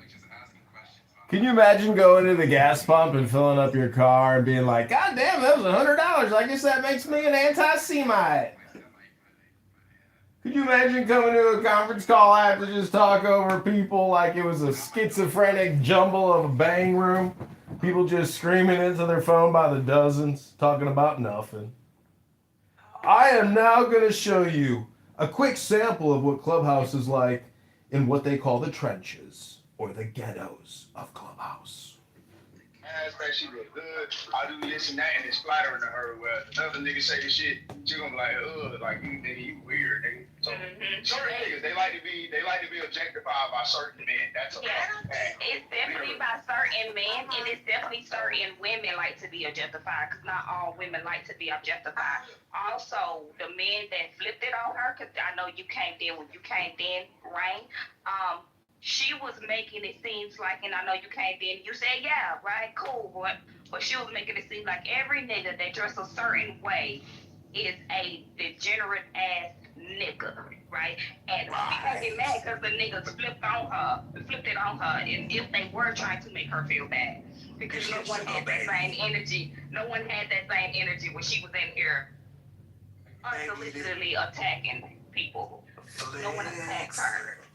Flex. So what I'm trying to point out is poetry is a hell of a lot more interesting than Clubhouse. An audiobook by Alan Watts is so much more fascinating than Clubhouse. So why do people choose to listen to what I would call the trenches hypnosis? The hypnosis of the trenches. Hello? Ever hear of Shakespeare?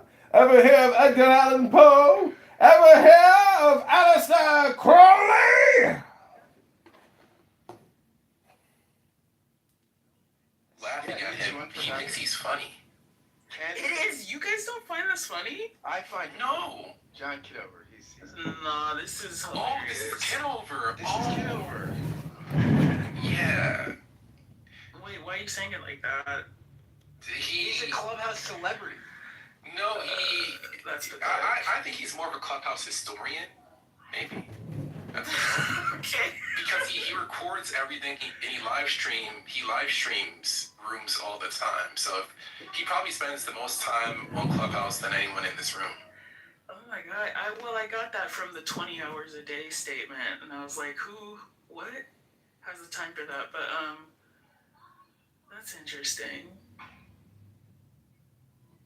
I guess maybe it'll be fruitful in hindsight for someone. Yeah, like let's say 10 years from now, you stop working from home and you actually decide to be somebody, right? I don't work from home, bro. Sure, it doesn't matter if you don't or not. It's just be the character. Okay, I'm working from home. So 15 years from now, you're a black woman. I'm assuming you're a black woman. That's your character. I am, yeah. You're Kamala. Your hair is Kamala, and you're running for Senate. And John has a recording from you from today being an anti-Semite. So I think that's why, yeah. So he's the person who's recording you in the room when you think no one's recording you. Yes, correct. The anonymous feature, for sure, but this is called capitalism in America. And right now, you see my gay emoji Anon in the audience. That's in a recording studio in a different section of my house with about 20 phones pointed at it. So this entire 3 hours has been recorded, live streamed, and it's entertainment.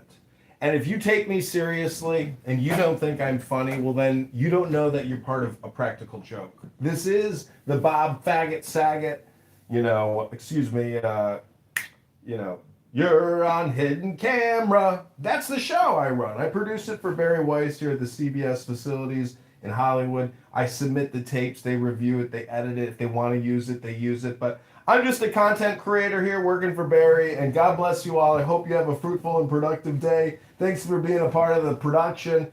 If you are upset that I record and live stream Clubhouse, well, that's a you problem. That's definitely not a me problem. I am complete. Complete is crazy. I mean, it takes all kinds, I suppose.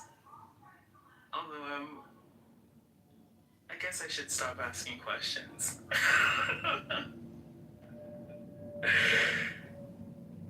I don't understand. It's not actually content creation. It's content regurgitation, right? Yeah, it's kind of like when a cow barfs up some grass to eat it again, so it can digest easier. Yeah, well, yeah. Creating things would be, something generated from the self, and not just like a different form of a React video.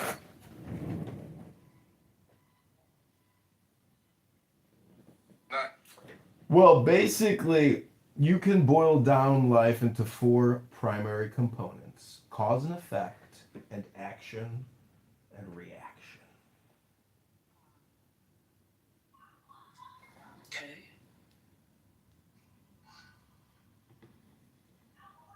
Yeah, I knew something was off the way you were reading that Churchill quote. It was a little weird. Anyone who reads Churchill verbatim in 2026 has mental health issues. Like, no one. Well, what's funny about that is, Churchill was very popular even here in America. So to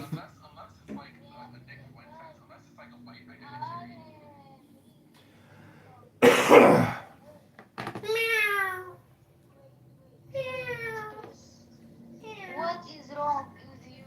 Anissa, please. What problem? Yeah, let's talk. take out of me, Habibti.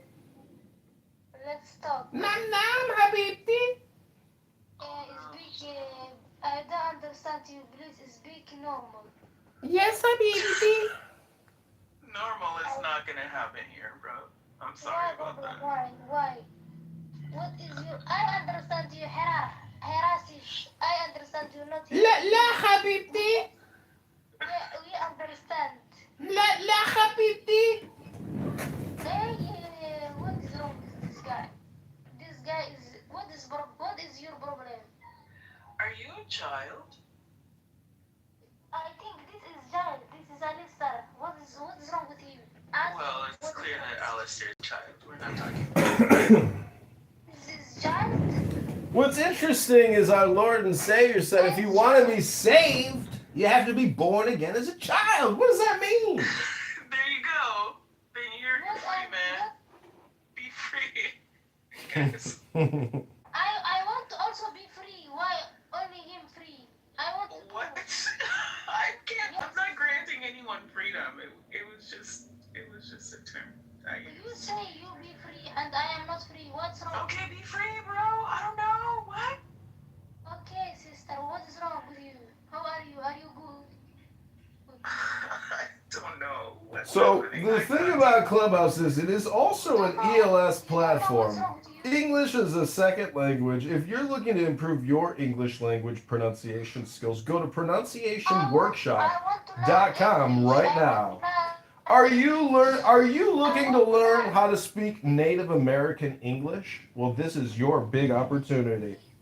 This is a quote from the Native American Wisdom book. It goes a little something like this. My heart is filled with joy. Repeat after me. When I see you here on Clubhouse, as the brooks fill with water, when the snows melt in the spring, and I feel glad, as the ponies or when the fresh grass starts in the beginning of the year. I heard of your coming when I was many sleeps away, and I made but few camps before I met you. I knew that you had come to do good to me and to my people. I look for the benefits, which would last forever. And so my face shines with joy as I look upon you. That was 10 Bears at Yamparika Comanche. That's Native American philosophy. Isn't that beautiful? Moderators, welcome back to Should Trump Resign to Be Redeemed? We haven't heard Scott do a Trump impersonation yet in this exciting room. Scott, take it away! Please take a break. Habibdi, I want to get Scott to do a Trump impersonation to give us a new national address so I can clip it and put it on YouTube. Take it away, Scott!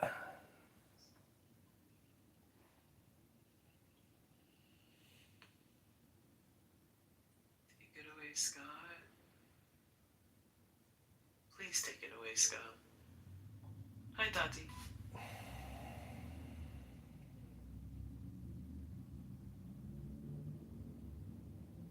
Got it. Oh, hey Xerxes, I didn't know I was on stage or off mute. What's going on? Just listening. Interesting room. I know, right? Mm-hmm. Strange. Very interesting characters in here.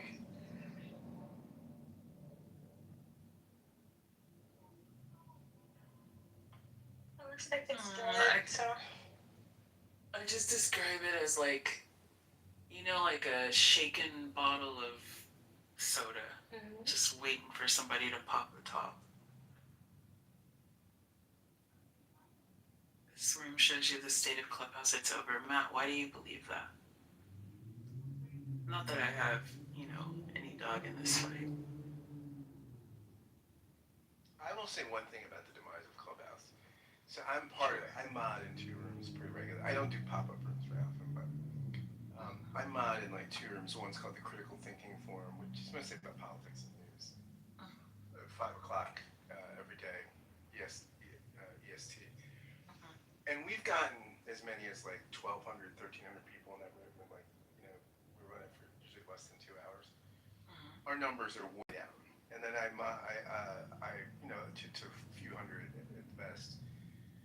And then I mod this with this guy Steve Appel on the weekends. These 2 rooms, Ask Uncle Steve and Ask the Atheist. And again, those rooms we've had as much as, you know, 1,000, 1,100 people come through in 3 hours, and we get nowhere near those numbers now. So I think we're in like a multi-stage decline. Like I think like the first big decline was post-COVID. Right? That's when a lot of people fled the app. They got back to life, you know. And then there's been some other decline, and now I think we're seeing like some of the last you know, bits of decline right now. It's one of the reasons why we're experimenting for this room, the Critical Thinking Forum, with Twitter Spaces, because we're like, we need a backup plan for when, you know, the Clubhouse just pulls the plug, right? But it seems like it could be at any time. Really? Like now that Clubhouse has started to monetize, I think that their shelf life is a lot longer than. So you think that the premium membership will kind of, there's enough people to sustain it here? I don't see Clubhouse shutting down anytime soon. And I think even without the premium memberships, it wouldn't have shut down. Because I think that we don't have. I don't think we understand how many people use this app across the world. Like they do a good job of siloing us, so we don't understand how big this app actually is. On the U.S. side, it's smaller than it was during the pandemic, but every single tech company overestimated the returns that they'd get from the pandemic. That's why there were tech layoffs. But I still think Clubhouse is here to stay, most definitely. If it was going to fail, it would have failed a long time ago. I don't think it's going to fail to the point where they're going to get rid of the app. Nah. So by monetize, do you mean like the little coin system, or do you mean like the subscription model that Scott's talking about? Okay. Both. So buying coins and also having a premium membership, to me, that should have came out a long time ago if we're looking at their own money for their own sake. But I don't think Clubhouse is as down bad as we casually just say it is. Just given the fact that I've seen thousands of people in rooms but they're just from Brazil. They're just from Ecuador.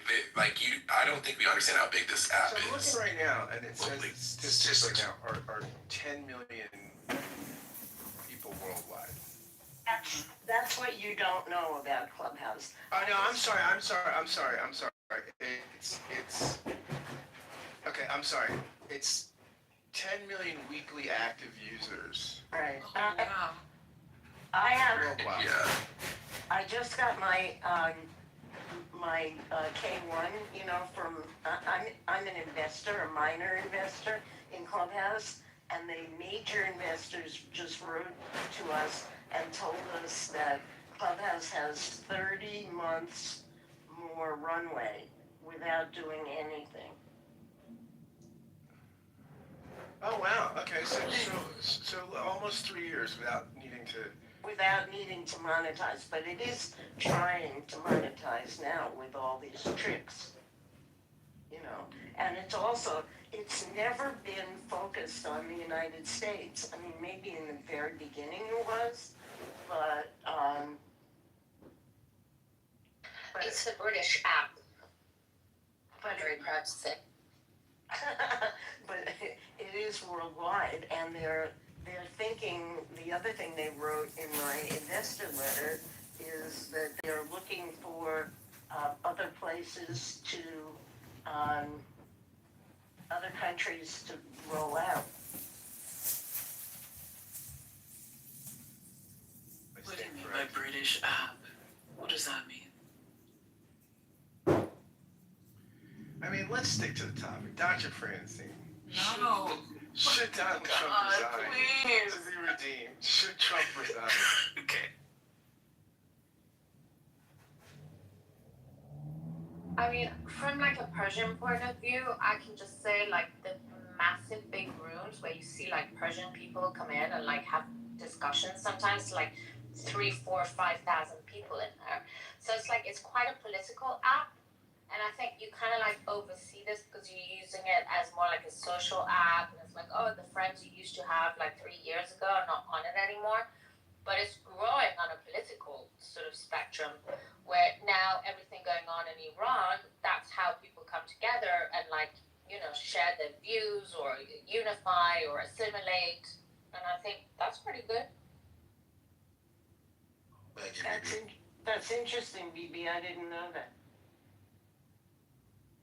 Yeah, I mean, you also have like big Chinese rooms. But the thing is, it's like, yeah, most people just see it as like a social app. But I think it's more like somehow, it's very political for many people. Why are you giving me thumbs down? Because you say there's big Chinese rooms. Yeah, I've seen big Chinese rooms. What's When your is the problem with last that? time you've seen them, though? Hello? Well, I mean, I mean, I see more Persians right now, but I used to see bigger Chinese. Okay, but like, so for instance, like, I think there's too many black rooms at the moment. Like, I stay away from those. Because it's like they're always discussing like women's hair and like how many people did you sleep with or crash outs and stuff. And I don't find that particularly like fruitful. Like, I'm not really interested in Well, that. I don't know. As someone who's black and agrees. But at least there are some people. Hey, ma'am, do you know how to utilize set the the fuck app up? What's going on? Seriously. That's what I'm saying. You're speaking and going on mute. You're speaking and going like, what are you doing right now? Shut up. You're talking during people's submission. If she was talking, you interrupted her. No, I'm gonna respond. She was talking first. Said a lot, stupid. So I'll beat your ass. I'll beat your ass. as someone who agrees. Meet me outside. How about that? I think that only an ignorant person would say they're all about hair and other dumb shit. Because even though I think it's too many black women, they're not all about the same shit. They're about everything. I just left a stock room. Who cares about black women? Ma'am, shut the fuck up. I just left a black room that was about stocks. Before that, I was in a. What did you learn? That was about baseball. Well, How much money did you learn to make? There's a room. Then before that, I left a black room about baseball. What'd you learn? There was a black room about geopolitics. So I do agree it's too many black rooms. I do see other races more. I still do because I have a good algorithm. But to just say that it's all black people talking about hair, I mean, either you have a dumb algorithm because you're dumb, or you're gaslighting and not. Well, BT, I like to teach people and tell people what I mean without being mean. I think it's important that we use this app to tell people what we mean without being mean. And I am a supermodel. I do work on TV. I'm highly desired in the industry, and everybody wants to be like me because I'm beautiful. And not many people understand the point of what this app is. It's not to criticize people or complain. It's to read poetry. That's the great point. Just read some poetry. Your life might be a lot better if you try to be like a supermodel like me. A supermodel who reads great poetry and reads great books all day for CBS with Barry Weiss and makes $1 million a year as a supermodel. You're a stupid ass dumbass. Stop calling people stupid ass. You're such a stupid ass, you dumbass. Later, leave, you stupid ass. Shut up, dumbass. You're such a stupid ass. Over, my friend, John Kitover. He's fucking multiplying. He's unbelievable. Everybody wants to be like John Kitover these days. I don't know why. Maybe it's because he reads some of the greatest books ever written by men. Real men who know how to enjoy life and read poetry. Stupid ass, not like you, stupid ass. You're just a gay guy living in your mom's basement pretending to be a black woman. What's the point? What's the point? There's no point. He's a gay white guy pretending to be a black woman. That's ridiculous. Not me. That's stupid. That's not me, that's stupid. What's the point? John. So Xerxes, Yeah. let me ask you about you a little bit. Sure. You're interesting. So what rooms do you hang out with? I spent time in RPO. What I use apps like I don't know RPO. Oh, research purposes only. And it's a group of mostly women. Yeah, sort of a dumb Well, I mean, they're multiracial people in the room. They're from everywhere. They live everywhere. They're no IQ. got it. Yeah. No, not everyone. Okay. Did you guys want to answer the question? Most of them are low IQ in there. Okay, I'll let them answer your questions. Thank you for putting stupid in the goo. I put stupid in the queue. Yeah, okay, so you hang out there. I don't know research purposes only. I don't know what that room is. We just hang out and they talk about, I mean, it just depends.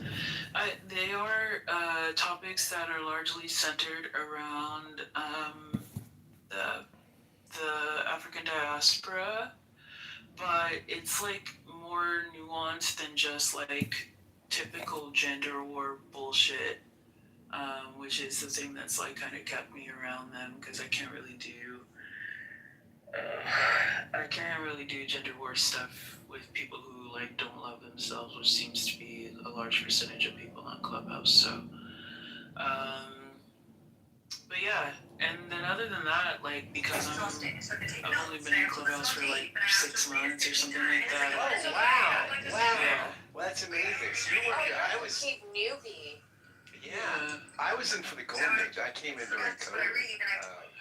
Yeah, well, I think a lot of the remaining people, like all the people here, pretty much are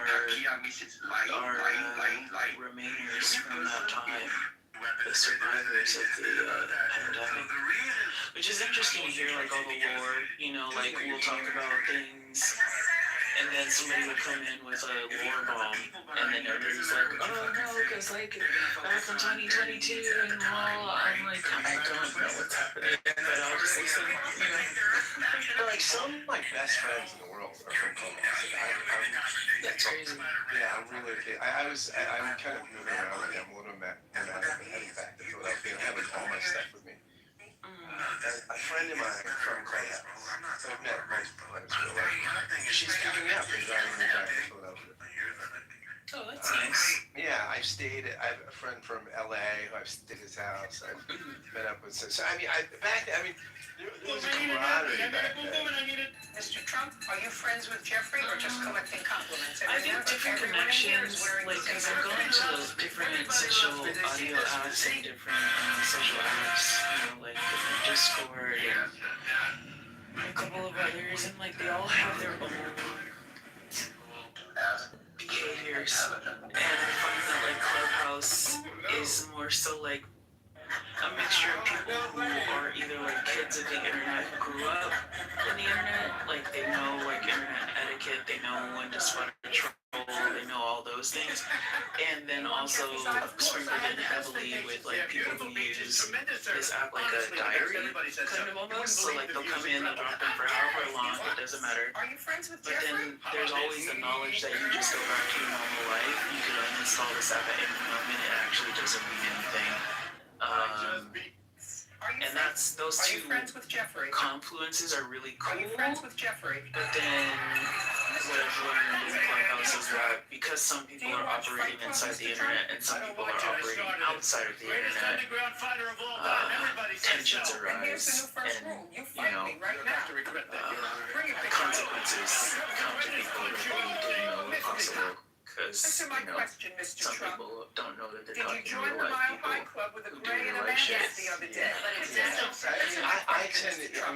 think one of the things I like best about Clubhouse is when I opened this room, the first hour or so, before I kind of do some things, a lot of people seem to pass the buck when it comes to this topic. They say, that was a good discussion, because this article was super provocative, and it was interesting to hear, a friend of mine who likes Trump, and another friend who hates Trump. Now we breathe together, sink into it, or you're too over it. If you get a civil discussion going, it's interesting, right? Yeah, that's kind of like what I'm used to. So I'm a Discordian, that's where I come from. Wow. Yeah. So I'm like Oh, moderators. Moderators. Moderators. It's a hard shift, dude. Yeah, Excuse me, moderators. I got a question for both of you, and I just would like one sentence, not more than one sentence responses. Can you tell me what philosophy is? Etymologically? Sure. I mean, love of wisdom, right? Philo, love, sophos. I mean, no, beyond that. I mean, I just asked for one sentence. I asked for concise one sentence. I'll repeat it. Give me a one sentence response to what is philosophy. Okay, Xerxes, what's your one sentence response? To what is philosophy? Philosophy is people who like to intentionally, publicly jerk themselves off about the things that they haven't reconciled with inside themselves. Would you call that politics? I'm sorry, you're breaking up. What did you say? I said, would you call that politics? It could be politics. It could be politics, but that's definitely what philosophy is, correct? I'm reading a book right now, Roger Scruton's History of Modern Philosophy. So I will tell you what Scruton says to this question. What is philosophy? He's a British guy, so I appreciate his syntax. What is philosophy? There is no simple answer to this question. Indeed, it is in one respect the main question of philosophy, whose history is a prolonged search for its own definition. Nevertheless, a kind of answer can be given in terms that explain what follows. Philosophy involves the attempt to formulate and also to answer certain questions. These questions are distinguished by their abstract and ultimate character. I think that's a great paragraph definition. It's a little longer than a sentence, but the whole abstraction and ultimacy, right? It abstracts things, right? I mean, abstraction, you're asking, the part from the whole, and ultimacy, right? It's not asking about chili recipes or, how good was Buffy the Vampire Slayer when Angel left. It's asking ultimate questions, right, about the true, the good, and the beautiful. Abstract and ultimate. Well, I think the most important question is basically what's in the books, meaning that an actuarial scientist, an accountant, a financial analyst can actually give us the more accurate picture of a situation, and then we should base the conversation based off of what's in the books, unless you think through your revolutionary politic, for some reason, somehow, you can get around the bank's ledger. It's not going to happen. So, hello? Hello. I mean, what is your definition there, my friend John? Yeah, it's the same one with you, which is the love of wisdom, the pursuit of wisdom, the enjoyment of wisdom, the joy of wisdom, the joy of the law, because philosophy is not just wisdom, philosophy is also law, and that's why I am a practicing attorney and lawyer trying to liberate my people. See, I think like what's interesting about Scruton's definition is the abstract and ultimacy, and he fleshes that out, because I do think you can love. I mean, I know that philosophy, the etymology is love of wisdom, and so it's part of why I answer that way. But on some level, you could love wisdom and not be that philosophical, right? You could define wisdom in a way that doesn't prefer the kind of abstract, critical reflection that at least philosophy in the West does. I'm leaning on kind of a Western definition, because if we looked at Eastern philosophy, that might be, it just would be a different conversation. Yeah. Well, I talked to my attorney the other day while I'm preparing for an upcoming case, and she said, "What do you do all day long, John? Describe your day to me." And I said, "Well, I'm not exactly sure how to describe what it is that I do." And she said, "Do you read books?" I said, "Yes, I do read books." And so all I'm trying to say is pick up a good poetry book right now and read it. Set yourself free from the hypnosis known as Clubhouse. You don't have to worry about the fear of missing out. There is no FOMO. As Scott has confirmed, we are making plans to exit the app and go completely to X Spaces, because we believe that this app could and must shut down for national security reasons. Because Amir in his terrorist room, his anti-Semitic death trap, which is brainwashing all these good people of Clubhouse to hate the innocent Jew, it's disgusting. It's despicable. And if you're an anti-Semite, there's a 100% confirmation and correlation that you hate poetry. And you don't read poetry. And you will never read poetry. Pick up a book and prove it! That is not true, because I like T.S. Eliot, and I like his poetry. Oh my God. And his critical stuff. And T.S. Eliot was a man of letters who certainly was no fan of the Jews. So John, I can prove it to you. You can read and write poetry and not like Jews.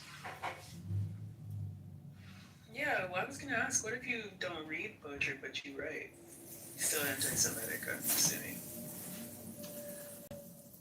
Oh, so These days, I mean, the fact that you go to Starbucks or Chick-fil-A, I mean, there's a lot of anti-Semites these days. Well, what I'm trying to point out is that there are four great powers in reality or principles. Oh, again. It's cause and effect, One thing or that John art, Kitover's always done for me or art and 5 critic. years, he's always fucking made me laugh. Those are the four words that I like to think about, which is art and critic or cause and effect, meaning that when I get into conflict or confrontations with people, because I will admit that I'm intentionally obnoxious to try to create some type of different medium of exchange, meaning that when Borat first came out and you saw Borat, people thought it was so funny because this guy pranked everybody in the movie to think he was some Eastern European reporter from Kazakhstan. So that's kind of what I like to think that I'm doing in my art medium. And thank you for participating. Hello? I want to go back to anti-Semitism for a minute, because it's interesting. I think what's interesting is that you have like Tucker Carlson and Megyn Kelly and Candace Owens, and their brand of anti-Semitism is dovetailing with the kind of anti-Semitism on the progressive left. I find that really intriguing. And what kind is that? Wait, their brand? Wait, Tucker Carlson, Candace Owens, their brand of anti-Semitism? What's going on here? Yeah. So has any critiques, anyone who's an isolationist, anyone who's MAGA, truly MAGA, anyone who's America First, they're anti-Semitic because they don't want to just open their cheeks and let Israel do whatever the fuck it wants all the time. With our bodies and our American... It's our soldiers getting sent over there, and it's our taxpayer dollars. But it morphs into well, I mean, it's different, but it does. I mean, it morphs into like Tucker being super sessionist. But he's always been that. I don't think. Okay, so. Do you want to tag me in, Scott? I don't think that Tucker's anti-Semitism. I don't think he's always been super sective.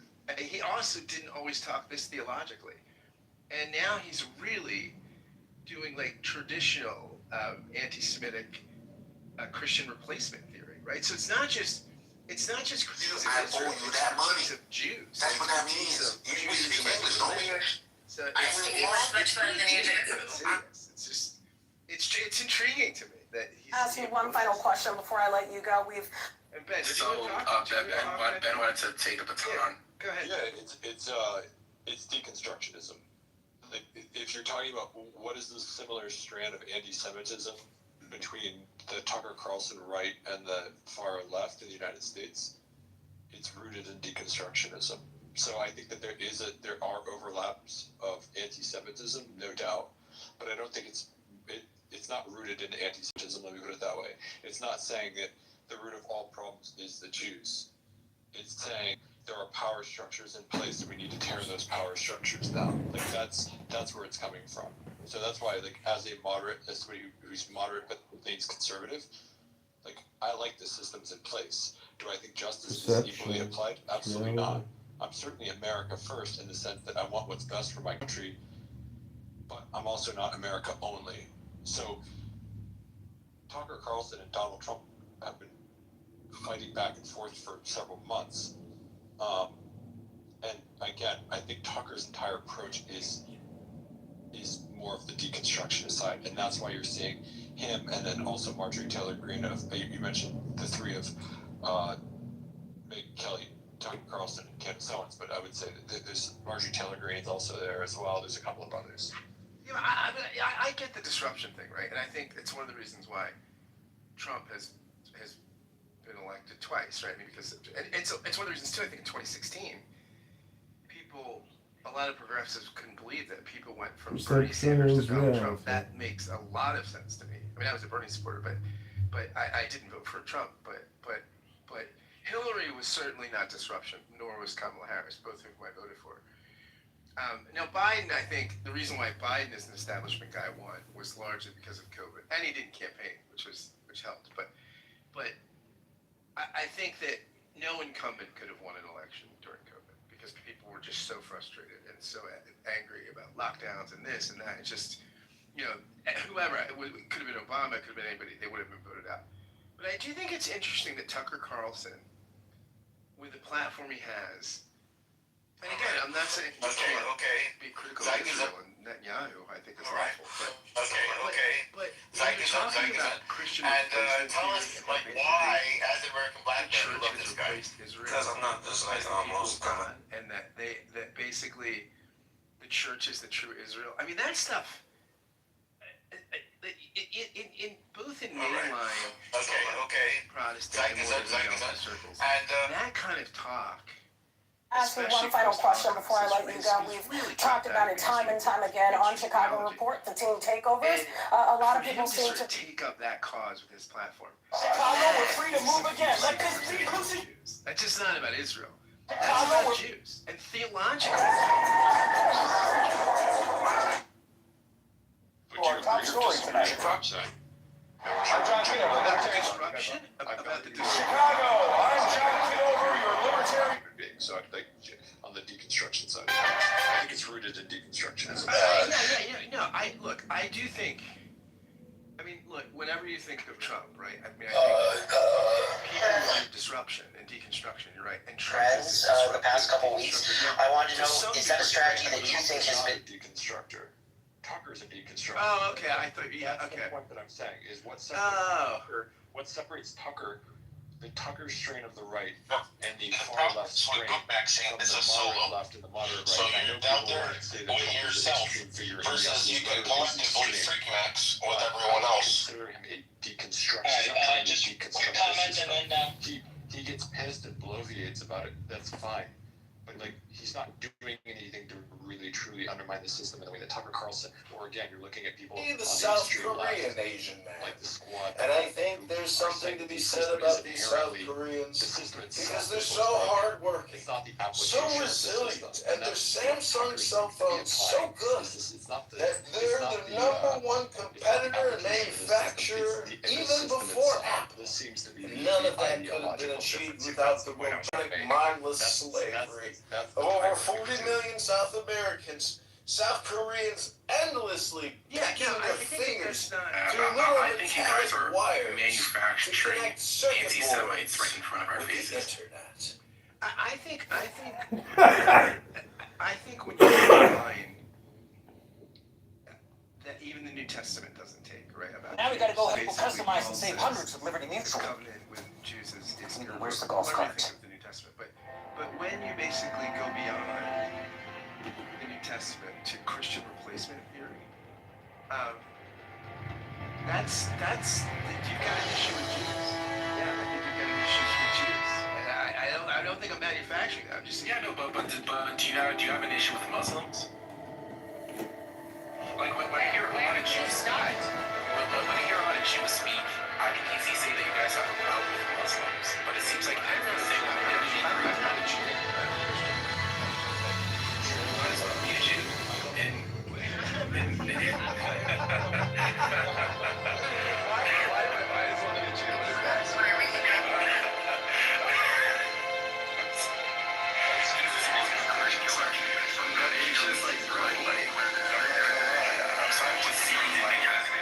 Escalation in the type of language that we're using when people are giving valid critiques. And when people are giving valid critiques and they're still tarred and feathered, it makes all the Alex Jones conspiracy stuff more palatable. No, it's not more palatable. You're just catching up to the information. The truth is in the Epstein files. Bill Gates, Bill Clinton, the two Bills. And you know what? They had a good time with Jeffrey. I seen all the photos. I seen the tranche of videos. All the naked women, all the hot tubs, all the luxury dinners. And when Ghislaine Maxwell is making speeches at the United Nations multiple times, well, clearly we have traitors in our midst. And what do you do to a traitor? Hello? I love Kitover. Okay, so Scott, let me show you what I mean, because some people are pretending to be obtuse in the chat. So when Kanye West says slavery was a choice, he says the worst things when he says, what the fuck, who's that? George Bush doesn't care about black people. Kanye West has gone after every single ethnicity, and at the same time, he's a person who's known to be clinically diagnosed crazy person, right? This person gets, when you look at all the stereotypes, all of the tropes regarding the small hats, and then you see them flex the banning people from countries. When it comes to one person being racist, you can be racist against one group all you want. They're not going to get... Who's banned from a country because they're racist against anybody? How do you get banned from a country? Like, that's like where it becomes like, okay, and then it becomes, all right, if you criticize them, you're going to be lumped in with Hitler Youth.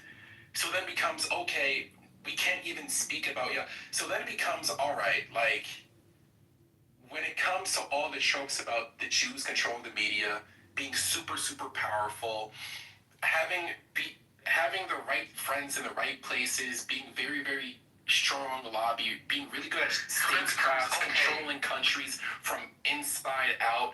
Like, when you look at all the things, are you going to, like, how are people... That's a great question, NPC. We've got Abby in the audience, an APAC Democrat lawyer. Come on up, Abby, and tell us what you got, Abby.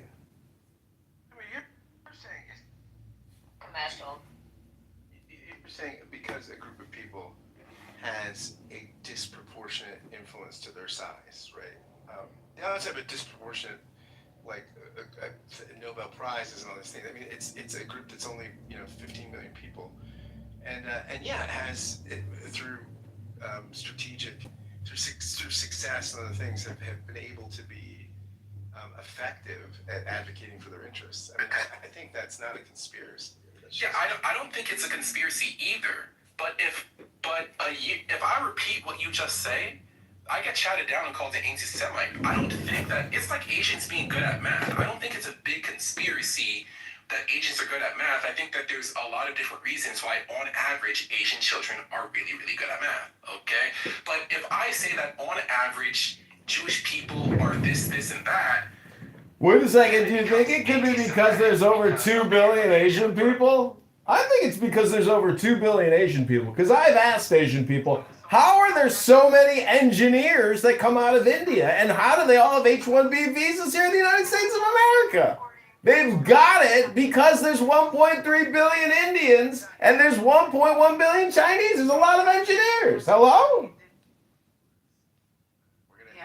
I'm happy to talk, but I really don't feel like... No, the positive stereotypes are the ones that are scrutinized. But what you're saying is wrong. Yeah. What you're saying is wrong. So Jews are overrepresented in media. What you're saying, overrepresented in the media. If we were, in lobbying, people like you wouldn't be saying the shit you're saying on social media, now would you?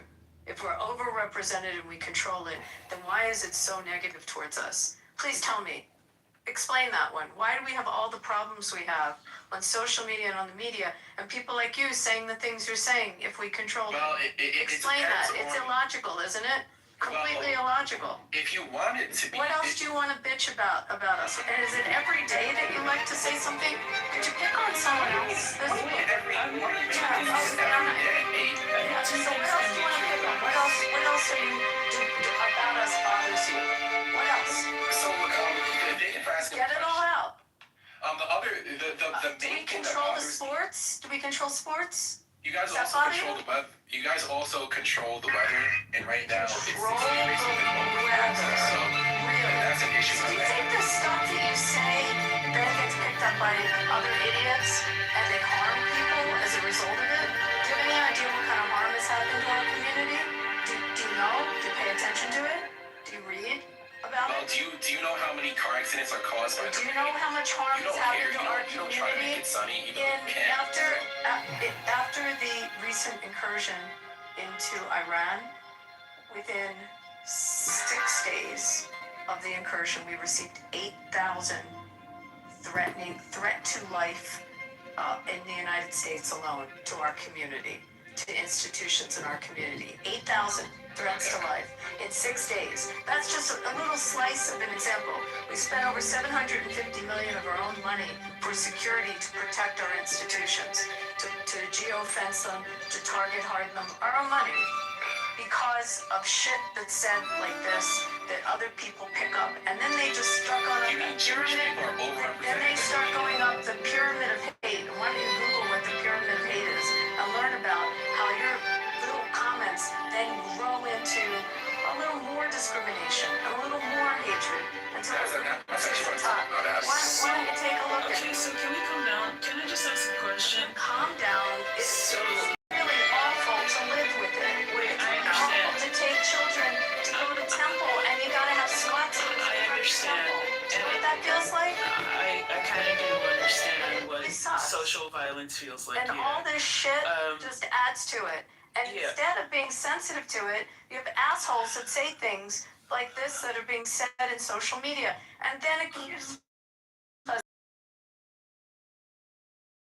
Okay, so I'm just going to address a couple things. One, from the ages of like maybe 6 or 7, at least on the West Coast where I live, we are taught to be sensitive to the plight of Jewish people. It's taught in the education systems all up and down the state, probably the other two that are above us as well. I don't know what's going on in the rest of the country. I live in California. We have a whole museum dedicated to educating people on the Holocaust and the plight of the Jewish people. I know there's a beautiful museum. I wish you were right. Except the new stuff being introduced into the education system and ethnic studies in the California education system is a real problem.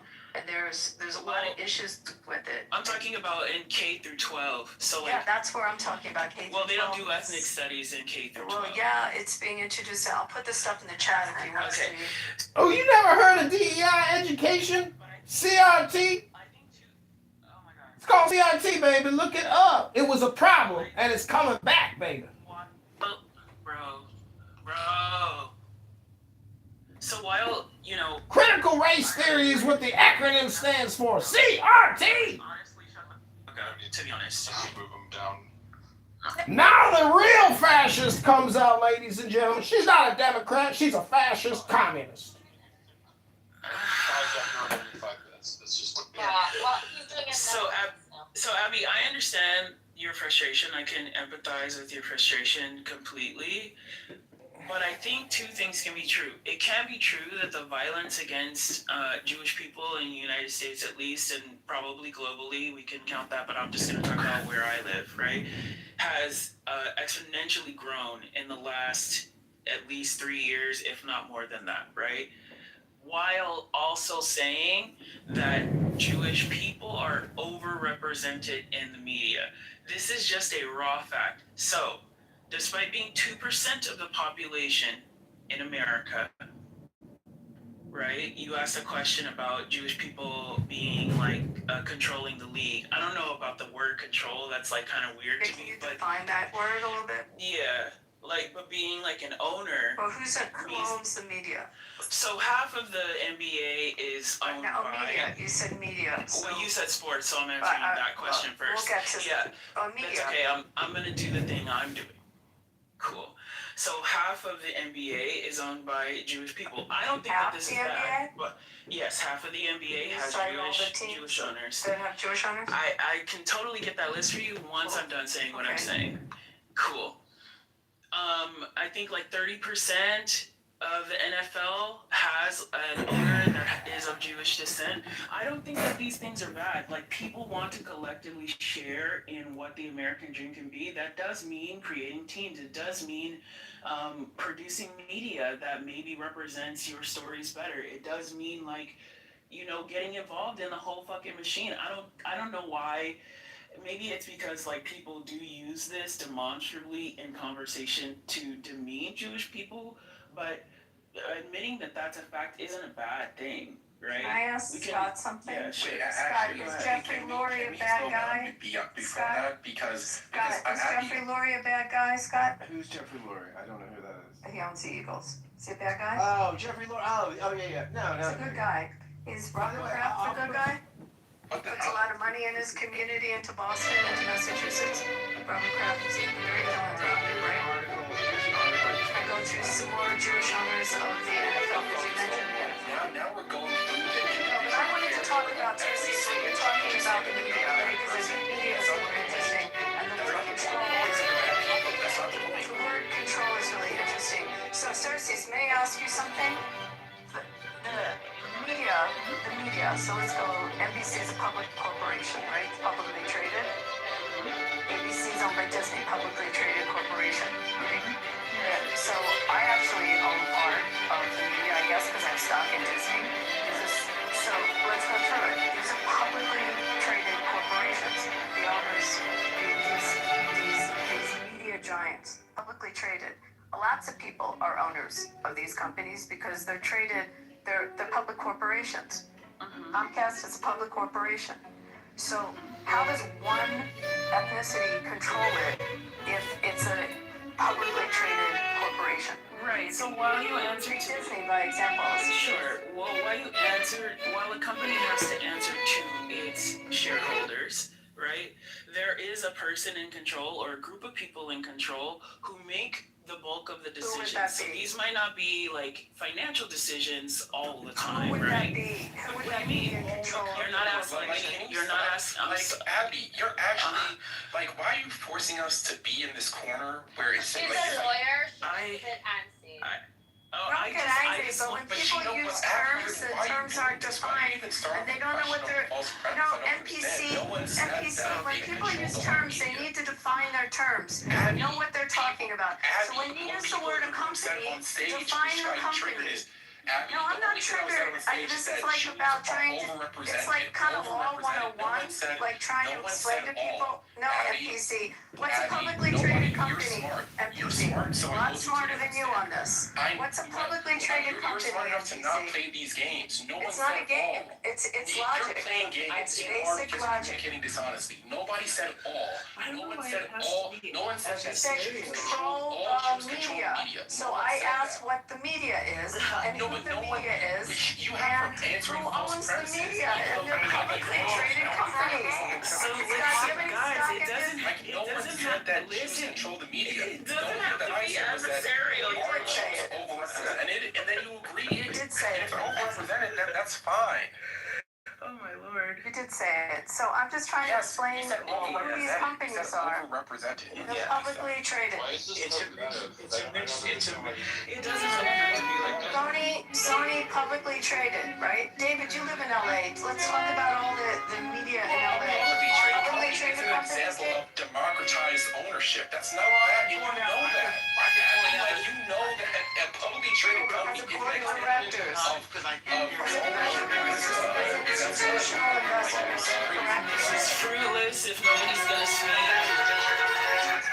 Let's go one at a time. Sorry, I didn't hear you start, Scott. One at a time. First, Abby, you want to go? I was just pointing out when they say that Jews control the media and taking that trope, I was taking the trope and explaining that the media, the majority of it, are big publicly traded corporations with institutional investors, all kinds of different individual shareholders. There's a board of directors, and the majority, if we break down the top media companies in the United States, are publicly traded entities. It's not a dude running. Let me go, bro.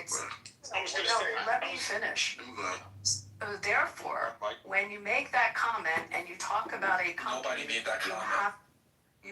You did. No, You I have made to that be comment. intellectually honest as to who you are talking about. So for me to ask who the companies are, there was a reason I was asking it. And I'm sorry if you take offense, but it's a little Socratic to make someone go through the process and realize sometimes there's statements you have to break them down. Break down the word control. Every word that you say, there is an explanation or a definition of it. And that was my point. So I'm responding because she just mischaracterized what I said. And I'm not a PC person, so if I said something, first of all, I made a joke that Jews control the weather. Why didn't you? The only thing I said is that I was breaking down out loud the different coincidences that people have to deal with, and I was trying to think out loud, and I was trying to ask the room, hey, all of these different things that are lining up, what are people supposed to think? Okay, so let's just Jewish people are overrepresented in the media. That is what I said. the media.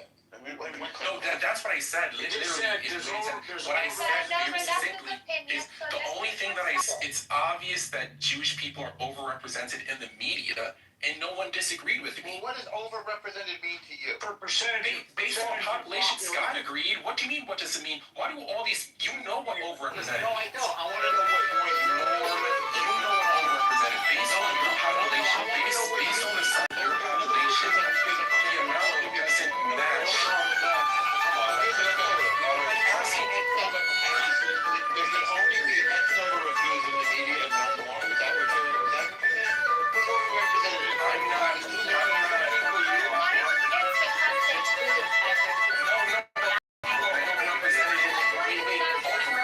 Overrepresented just means overrepresented. Black people are overrepresented in sports. There's a reason why Asian people are overrepresented in higher education. There's a reason why. Black people control sports. Does anybody ever say that? There are several. Actually, there's several jokes. There were several jokes. There are several jokes that we do. There's several jokes, and the only reason why a person might say that we aren't is because all the owners are white. But black people in sports because they're good at sports, so what's the reason? The reason why they're in in sports is because they're good at sports. Okay. Well, when you tell a black person that black people are overrepresented in the media, I can't be offended because that's a fact. So they're good at So they're good at sports. Does anybody say, oh my God, we should kick them out of sports? No, Norm. That's what you guys do. As soon as I say that Jews are good at media, the next thing is we want to kick Jews out of media. What does you being good at media? Wait. Tell Normo, he's not saying he's not saying something. He said,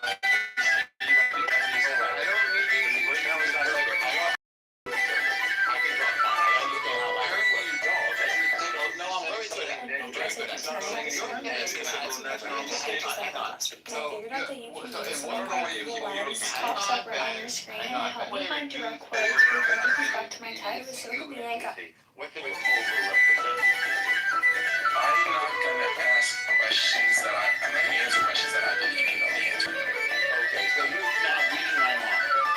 You know what I know. After these are done, and you're not done, and you're treating the fact that I'm pointing out the overrepresentation as a conclusion about what to do.